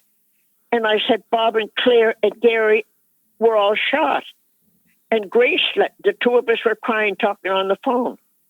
And she said, oh, no. I said, that's what I thought, but it's on the radio. I just heard it. I said, Mom didn't tell me. She just called and asked for Gus. Mom should have warned me, Josh. Oh, absolutely. At the time. Yeah. She didn't. She never. She called. Grace told me, oh, by the way, Mom called and I wanted it to go up as well. Yes. And she said, that's what's been going on. Why didn't Mom tell us? I think that what that was, and I don't think it was right, but in her mind, it was an old-fashioned way of thinking, like, oh, men should handle that news first, or something like that, you know? Could be, yeah. I think that's the only thing I can see. Yeah, and so what happened? Like the cops really pinned this on the wrong guy because not only that, but the judge was changed mid-trial, right? Oh, yes, it was a closed court. And Gus, where he was the executor for Bob's estate, he was the only one allowed in. So he said they had notes. Apparently, Bob was making notes. I don't know if he had done this before he heard the guy in the basement or whatever. The notes were all around their bodies with blood all over it. You could still make out a lot of it. Yeah. But Bob he knew Claire was running around with the cop. And I think he was going to be divorced or do something. I have no idea what. Yes. But the papers were all around their bodies with the blood on it. So of course, the cops took all the papers and God knows what they did with them. So Bob was there and the judge was throwing the old expression, throwing the book at this cop. And his head was hung down and he was half muttering. And the judge said to him, speak up, boy, what's the matter with you? He said, you speak up and let people hear what you're saying. And he was giving him a hard time. And then they closed the court that day. They said, we'll be back here tomorrow at 9:00. The next day, they had a new judge. And the new judge was all for the cop. And he said he put him on a 5-week suspension until they had further information or something similar. Gus came home and told me. Yeah. And that was, the guy was supposed to be on a 5-week suspended station. The family was so all upset. We all gathered together and went to the public gardens to see something pleasant and get our minds off the upset we all went through. And here's the cop on duty in the public gardens in full uniform. 2 weeks after Bob. Yeah, and he was supposed to be on a 5-week suspended sentence. Yeah, there's something really screwy going on with that judge, and it didn't. Yeah, terrible. Okay, the rest of the story was that not only the coroner was our family doctor, he called Mom and told Mom Bob didn't do it. The police chief himself called Mom. And he said, Mrs. Bishop, I just wanted to talk to you for a few minutes and let you know what we found out. Somebody opened the door of his office and came in, and he said, excuse me, Mrs. Bishop, I'll call you back. Somebody just came in my office. He hung up the phone. No call back. The next morning, the police chief was found dead in his office, and they say he committed suicide. Wow. Now, if you don't think movies tell you a story, Josh, yeah, put 2 and 2 together. Yeah, I think there had to be some organized crime involvement in there, probably. Yes. Yeah. Oh, yes. Absolutely. Something bigger. Yeah. That we didn't. Well, the judge used to be Mom's lawyer, Irene's lawyer when she was divorced. He met Bob. I don't know if Bob had approached him about maybe getting divorced or whatever it was. He was a judge. He was a lawyer at the time. He got to be a judge. I forget his name at the minute. And he said, he called Mom. He said, Mrs. Bishop, how many girls do you have in your family? He said, this is bigger than you think. And he said, do you want ashes thrown in there? Do you want acid thrown in their faces? Yeah. Yeah. So she thrown in their face. She had to leave it alone for safety. She said, leave it alone. Yeah. Drop it. You don't have the money. You don't have a husband. You've got daughters that could have their faces ruined for life. Right. He said, just leave it alone. So that's what Mom had to do. She had to just live with it, having Bob blamed for what had happened. And yet the gun was by his left hand, which he never ever used his left hand. Yeah. The shot was through the back part of his neck, the left side of his head, came out through his right eye. So he was shot from behind. Yeah. Yeah, which he couldn't And then have done laid himself, obviously. Yeah. And then blamed it at being suicide and murdered his wife and son. Bob would never have laid a finger on Gary. Yeah. He loved his son. And he said to Gus different times, I never had the chance to go to college. Gus, he said, I'm going to work my butt off until I can get Gary through college. Yeah. Or help him get started. Yeah. So we knew he didn't do it. No, yeah, this all happened when Gary was 14. What a terrible, and this is just a lesson for how bad I think power can corrupt, and Yes. and this obviously damaged our family forever, basically. Because, Yes. So that's what we take away from there, and then. His family threatened him. They said to him, you better get married quick. Yeah. So the next spring, in the paper was the announcement of him and the girl he was going to marry. Oh, okay. Their pictures and the big write-up and everything. Of the cop. Yeah. Yep. Oh, okay. Yep. And so I just want to touch on this one pretty quick because you had, I think, a few years after that. Was it the 70s yet? You had a spinal fusion, didn't you? Oh yeah. My friend. I forget what year that was, Josh. 72, maybe. Okay. So, yep. And so, what happened that caused that injury that you needed to get that? Oh, when I was young, my mom used to take us to the country in the summers, and if she could rent a cottage or part of a summer place, she'd always get us down in the country out of the city for just health-wise, picking berries, going swimming, picnicking, having a fine time. We were down at Balls Creek with an elderly lady. She had lost her husband when they were married 4 years. So she ran this farm, and she had a 2-story house, and she only needed the lower flat. So Mom said all she needed was a bedroom or two that we could just spend the summer out in the fresh air. So Mom rented that from her, dear lady, Mrs. Jared, never forgot her name. And we used to go down there in the summer. Now, what was the question you asked me? I'm thrown off again. When you were injured the Oh, injury. yes. Yeah. She had a big cherry tree outside her front door. So she said to Mom, and Mom had come down with the woman that lived next door to her, so she's another story. But anyway, Mom brought her down to the cottage, the woman's house, whatever, where we were spending the time. And the woman said to us, Mrs. Jarrett, God love her, she said, crawl the tree. She said, for heaven's sakes, eat those cherries on the tree. They'll only go to rot, she said, or the birds will sit there and peck at them and make a mess. So she said, you and the kids get up the tree, she said, and it'll be a big favor for me. So we got up the tree. Josh, I saw this great big red cherry at the top on a branch that reached out. So I got to the top of the tree, and I went to reach out to get this cherry. I missed my step, and I went from the top of the tree to the ground. Wow. I did a somersault and landed on my back on the ground. There's an old funny saying, or you see comics years ago, when people get hit hard, you see birds and you hear music, you hear something, and that's exactly what happens. Yeah, just like on the Bugs Bunny cartoons, yeah. I couldn't get up. Wow. My head went funny, and I could see birds tweeting. That was it. Mm-hmm. And I did, and by the time I pulled myself up, the woman that lived next door to us, Mom took her down there, and she said something very sarcastic to me. And I thought to myself, Mom forced Grace and I both to go babysit for that woman. And she always was broke. She was always broke. She'd pay us later. She never, ever did. Yeah, I went over there yeah, that's right. Mom sent me over there one Christmas Eve at 7:30. They had one baby boy. He was in bed asleep. I went over. Her and her husband was an RCMP officer.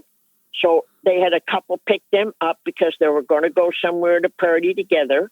And they said to me, years ago, the old Christmas tree lights, if you one burnt out, the whole set burned out. So when he was going out the door, he said, by the way, you can leave the Christmas tree lights on. And it was dark by then. There was no other lamps on in the room or nothing. So I'm sitting there. I didn't have a book to read. I didn't have anything to do. And it was my bedtime, I guess, so I fell asleep. Yeah. Well, when I woke up, the door had come in. They'd opened the door. She and her husband came in. He was pie-eyed, and he's screaming and cursing at me that I dared let his lights burn out on his tree. Oh, You let my goddamn lights burn out, he said. I said, you told me to leave them on. And I said, I fell asleep. So she hands me a nickel and said, that's all the chance I've got, all the change I've got. I'll pay you later. And I thought to myself, I should have put it down, Josh. Yeah. I knew later would never come, and it never did. Yeah. Yep. So that was how we got paid. Sorry, we got a little sidetracked there. So it was the injury from falling under the tree that led to you needing to get the spinal fusion and you were exactly. I crushed the number 5 lumbar, and right. It didn't develop normally because I think I was about 12, right, and I was probably still developing then. And the doctor told me when they took the X-rays and finally found that was Dr. Bernstein. God love him. Dr. Murray did nothing for me. He was city coroner, and he had too many patients. He couldn't take care of them properly. But Dr. Bernstein was the one that had the X-ray made and showed. They said he called in a neurosurgeon and a bone surgeon, and they all looked at it, and they said something. They asked me if I was in a car accident, was I sled bombing and had an accident. Everything they asked me was no. I didn't remember the fall out of the tree until 5 years after the operation. Yeah, because and then I thought almost 35 years before, right? So yeah, that's right. That's where I hurt my back. And you were. I just wanted to touch. So you were. How long were you laid up where you had to lay straight out flat? Oh, 3 months in the hospital with that spinal. Yeah. And I remember you telling the story of this old cranky nurse. You'd be watching the late night movies, and just as soon as you were about to get the end of it, she'd turn it off on you and say, "We got to keep the other patients quiet for sleeping." Right? Yes, and it never was loud because she was the head nurse at the night rounds after patients, like Gus or people going in to see patients there had all left. That's when she made her rounds to check on the nurses and check on the patients. And when the nurse at the supper time, after the supper time, I would get her to put the television on, and Gus had given me an extension cord with a toggle switch. You could put it on or off, but I couldn't put the sound up or down. So when the nurses came in and they got me ready for the night, I would ask them if the sound was okay with them. She'd walk as far as the door and she'd say, no, it's quiet. It's not loud at all. So they would always check every night before they went out. This elderly lady was in charge of all the nurses, I guess. She'd come around checking. She'd open the door. That television's too damn loud, she said, turn it off. And it would be just at the end of the movie every night. Yeah. And I would forget to tell Gus. I wouldn't think of it. Yeah. He'd come in and tell them off. Yeah. Yep. He wouldn't care. Yep. Then she'd say, you're disturbing all the other patients. And the other patient on the other side of the hall was an amputee. He had both legs missing, and he had a private nurse. She'd come over and talk to me when he'd be sleeping. Right. And she would tell me different things, do this or do that. And she said, how are you feeling anyway? And she talked to me, with sweetheart. She told me a couple of things that were good. I can't remember them offhand, but she was a lovely person. She said, you can't hear your television over across the hall. Yeah. I can hear it. Yeah. So she was a lovely person. That was just that one bad nurse power. That old cranky old nurse. Yeah. That's nothing. I had another one that was a nurse's assistant. She was a big woman. Yeah. And there was elections going on at the time, and Stanfield was running, and she came in and she asked me if a nurse down the hall where I had a television, and did I watch the news? And I said, not much. And she said, there's a lady down the hall wants badly to hear whoever, if it was Stanfield that night or Trudeau or whatever was going on, she wanted to hear it. So they wanted to know if they could listen to it on my television. So I said, okay, if it's not too long. So she takes off my clothes. She takes off my blanket. She's going to change me for the night. So she puts the what do you call it, for the urinal? Oh, The bedpan. right. But the bedpan, I'm on my stomach. So she puts that there, and she's gone off to, said she'd be back in a few minutes. My blanket is across the room on this stool where I'm not allowed to move. With the spinal fusion, I had to stay straight on like a striker bed with the two poles holding it together. And they would flip it from one side to the other. When they turned it upward, I'd be open from the chest to my forehead. That's how I had to eat my meals. Jeez. But they turned me over then on my back, which I had that little strip for my head to rest on it. I asked the doctors every day they come in, why do I have... I never had a headache in my life, Josh, and when Mom used to go around complaining about this awful headache, I knew I should have had that cup of tea. And I'd hold my head and say, what does she mean, a headache? Boy, did I find out. Yep. And the doctors come in, the neurosurgeon and the bone surgeon, and I asked them, I said, how come I have these raging headaches? I never had a headache in my life. They both told me at different times, because only one would come in at a time, that unfortunately my surgery was serious. And after bone surgery, where they cut bone from my right hip and fused it onto the number 5 lumbar, that you usually end up with headaches, unfortunately. Yeah, bad so that migraines, started it. Yep. Then I had bad headaches. Yep. So then I had the car accident after that, and they turned to migraine stage. Okay. 22-year-old. Yep. I'm just gonna. So, then shortly after that, Gus, did he still have his job at Glooby's, or did he? Why did he decide to move the family to BC there? Yeah, he was with Glooby's, and Mr. Glooby's son Richard had gone to college and met this guy, Ralph Russell. And Ralph Russell, he said to his father, Ralph made a great deal with the stock market and he won a lot of money. He said, he's smart boy, let's bring him into the business. So they brought him into the Gloobies to work with them. I don't know what position they gave him, but the first weekend, Gus said to him, Ralph, come on over with me. I'll treat you to a coffee. They had a restaurant across the street from them. Oh, I never fraternized with the staff in case someday I have to fire them. And Gus thought, boy, that's just like getting slapped in the face. Gus was there 24 and a half years by then. And he's there a week, 10 days. And Gus around and all that. That's right. That started it. So then Gus heard they had a meeting. So that probably was Ralph Russell's idea as well. So Connie Glooby got to be a lawyer, then a judge. She was taking her courses when she had 2 children, and she had a 3rd child. So she went to the doctor and said, I've had enough children. She had her tubes tied. Apparently it didn't work because she got pregnant again. But whatever, she got to be a judge. So they had this meeting with older Mr. Glooby, his wife, Mrs. Glooby. They were a nice couple. And the older Mr. Glooby thought the world of Gus. He asked him all about his life down in BG and all this stuff. But Richard, the son, was they say raised with a silver spoon. Right. Well, he brought Richard in, Ralph Russell, and they had the meeting, and Connie was there. Like I say, she got to be a judge. They interviewed her on Front Page Challenge one time. But whatever, Gus got wind of it. And Ralph Russell had suggested they get rid of the executives because things started to slide backward a little bit. Right. So he didn't say get rid of him when he just joined. He saw his Gus job security, going away there. That's right. Yeah. So Gus just left. He gave Joe Glooby, the older Mr. Glooby, a notice, and he said, I think I'll move on. Yeah. So we took a franchise up in this Bryfield Mall, and we lost 10,000.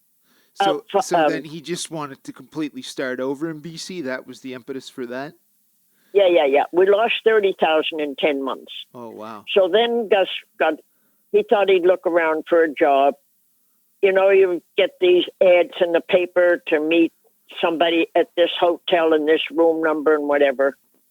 And Gus was well known in the industry, well known and well respected by people from RCA Company, all these other companies that he'd got to know. And he opened the door to go in for this interview. And the guy behind the desk looked up and he said, my God, don't tell me the great Gus Rodrigues is coming looking for a little job in Zellers. Right. That's what he was interviewing people for, staff for Zellers. Yeah. Well, Gus came home and he said it's like getting another slap in the face. Yeah. So he said, I want to get the hell out of here altogether. Yeah. When we sold our house and moved out to British Guiana, and his friend talked him into it that he had grown up with in British Guiana, and he settled out there. In BC. So he talked Gus into moving out. We stayed with them for a while, Josh, and the man was too smart with his hands. Every time Gus was out of the house. Yeah. And you didn't want to say anything because Gus probably would have killed him, right? Oh, he would have killed him. I never said a word. Yeah. Gus would have torn him apart. Terrible things women had to go through back in those days. Yep. Would have been the 70s out in BC. Yes. Yeah. But apparently his father had done that, had run around, chased every woman, like the old saying, everyone that wore a skirt. Yeah. He chased. And he ended up just disappearing one day. He must have found one that he liked and stayed with or whatever, but he disappeared. Terrible. They don't know what happened to him. So you guys were only out in BC about a year or so, wasn't it?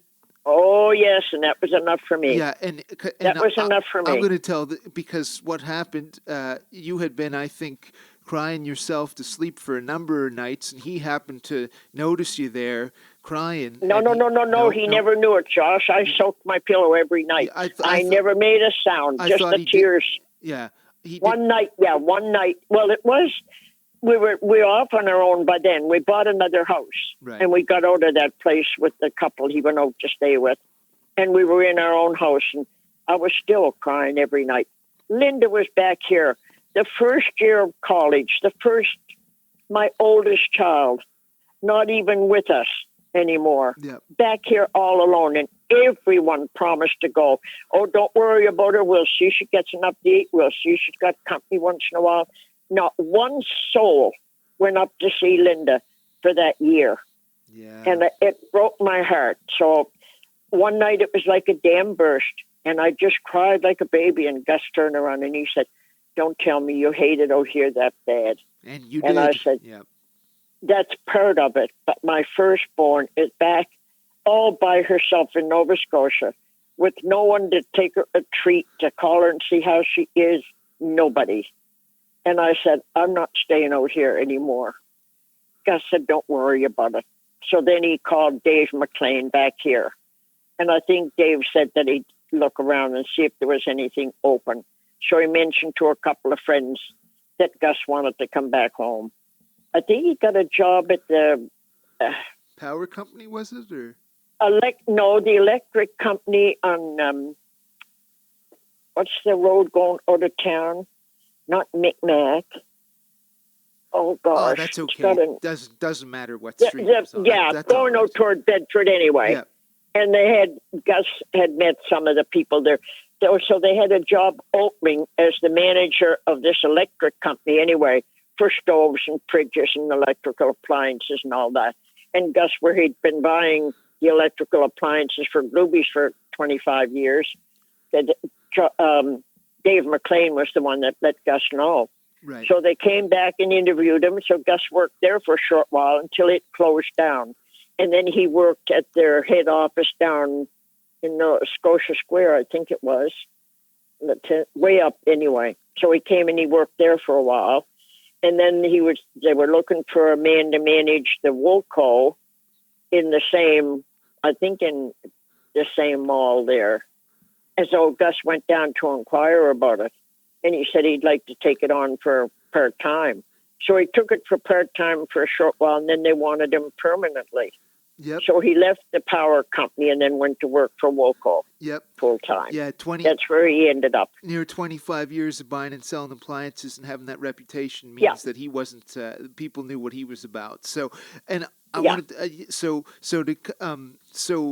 You guys are back firmly established in Nova Scotia, and a few years later, maybe 7-8 years later, in 1983, Ryan comes along, then I come along, then Amy in 85, Carly and Vanessa in 86, then Derek in 89, and I think Maria in about 99. So you're now a grandmother. What did it feel like for you to be a grandmother? Not too bad, but now I'm a great-grandmother, and I never expected to be along here for that. Yep. No, Derek's two little boys. no, but okay. Lita says they're precious. Yeah, yeah, and so I was just gonna so I grew up a lot with you taking me to appointments. You Oh guys would yes, often yeah. I have was closer to you and the twins. yeah Actually, more to for you because when Lita went back to work, I would go pick you up at the school and take you for your appointments and bring you back or take you home, whatever, when you were finished. And I think when Lita moved up to Pictou Landing, and she went to a specialist up there to find out because you were too stiff or something, and she didn't know what was going on. yeah And he said, "You want to take him back to the hospital? Take him to the hospital in Halifax, where they'll have specialists." And Lita said, "I just moved up from there." But whatever, she came down and they examined you and said you had cerebral palsy. yeah And when Lita brought you out to our place, we were down then in Cole Harbor, and Peter picked her up, I guess, and they came down anyway. You were in that little walker you had. I think Lita's got a picture of you on that was a little oh the duck thing yeah duck. I yeah couldn't think. Yeah, it was a little duck. yep And you used to push yourself around on that.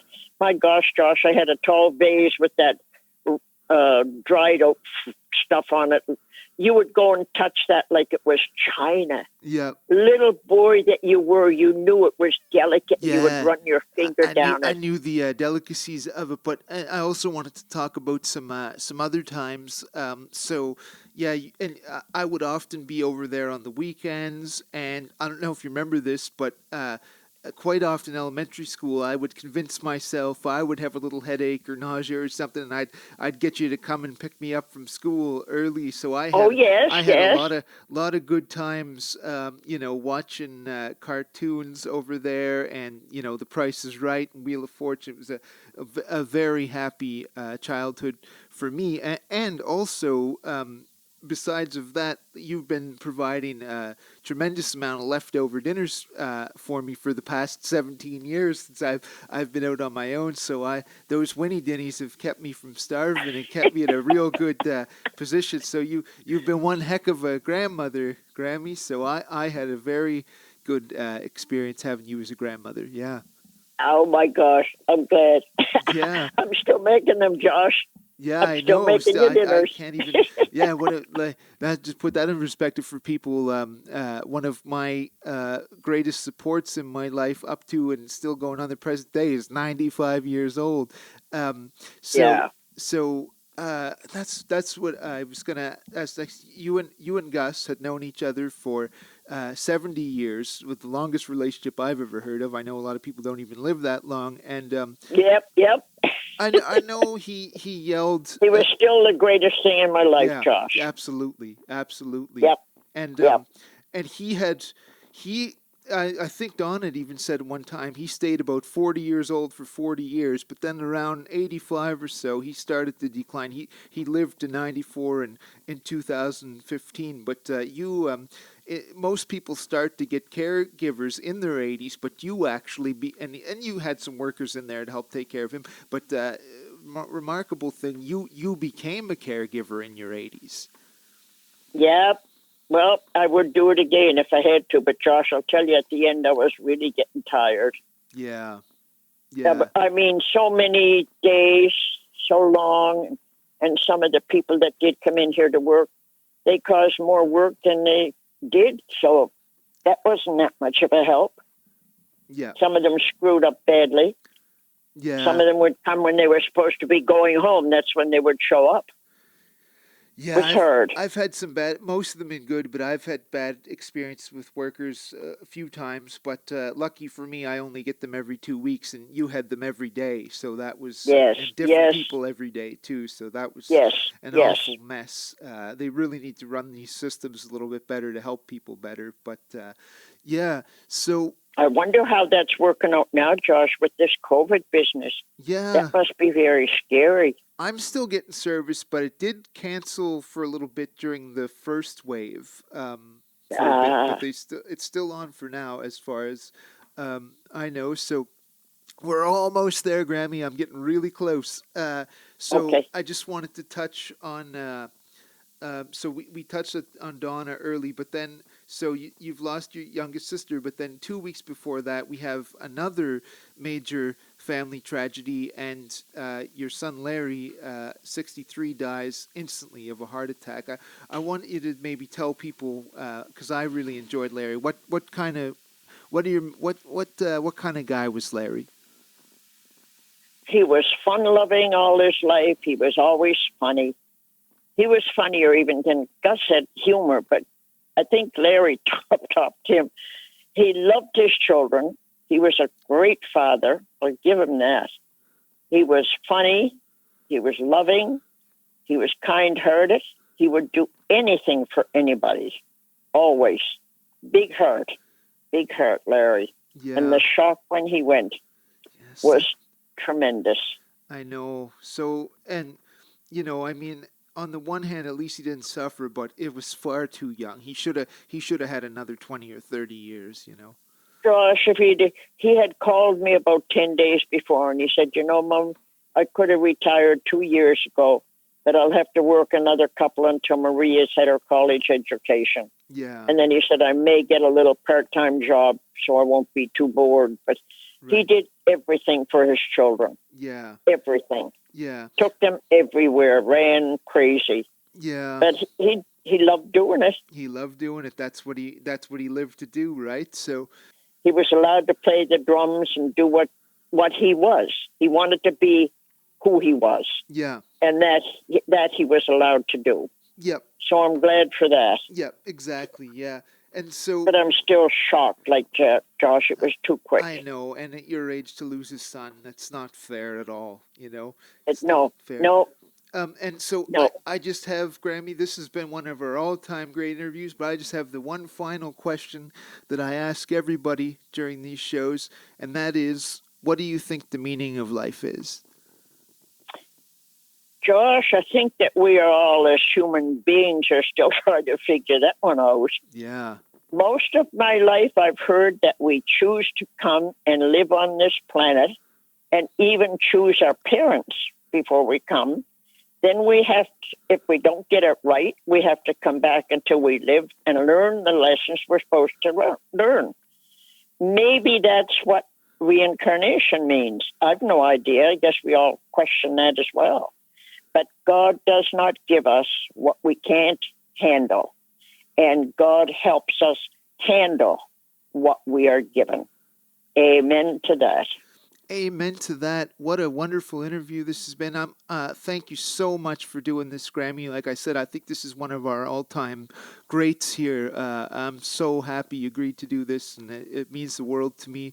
And I love you so much. And I'm just going to send, this is the way I say goodbye to everybody, and I tell them, folks, this has been Gimpin' Ain't Easy, 'cause it ain't, episode number 29. And remember, like I tells you every time, you look yourself in the mirror, especially when you're feeling low, you give yourself that Ric Flair, woo! And tell yourself, I am the greatest of all time.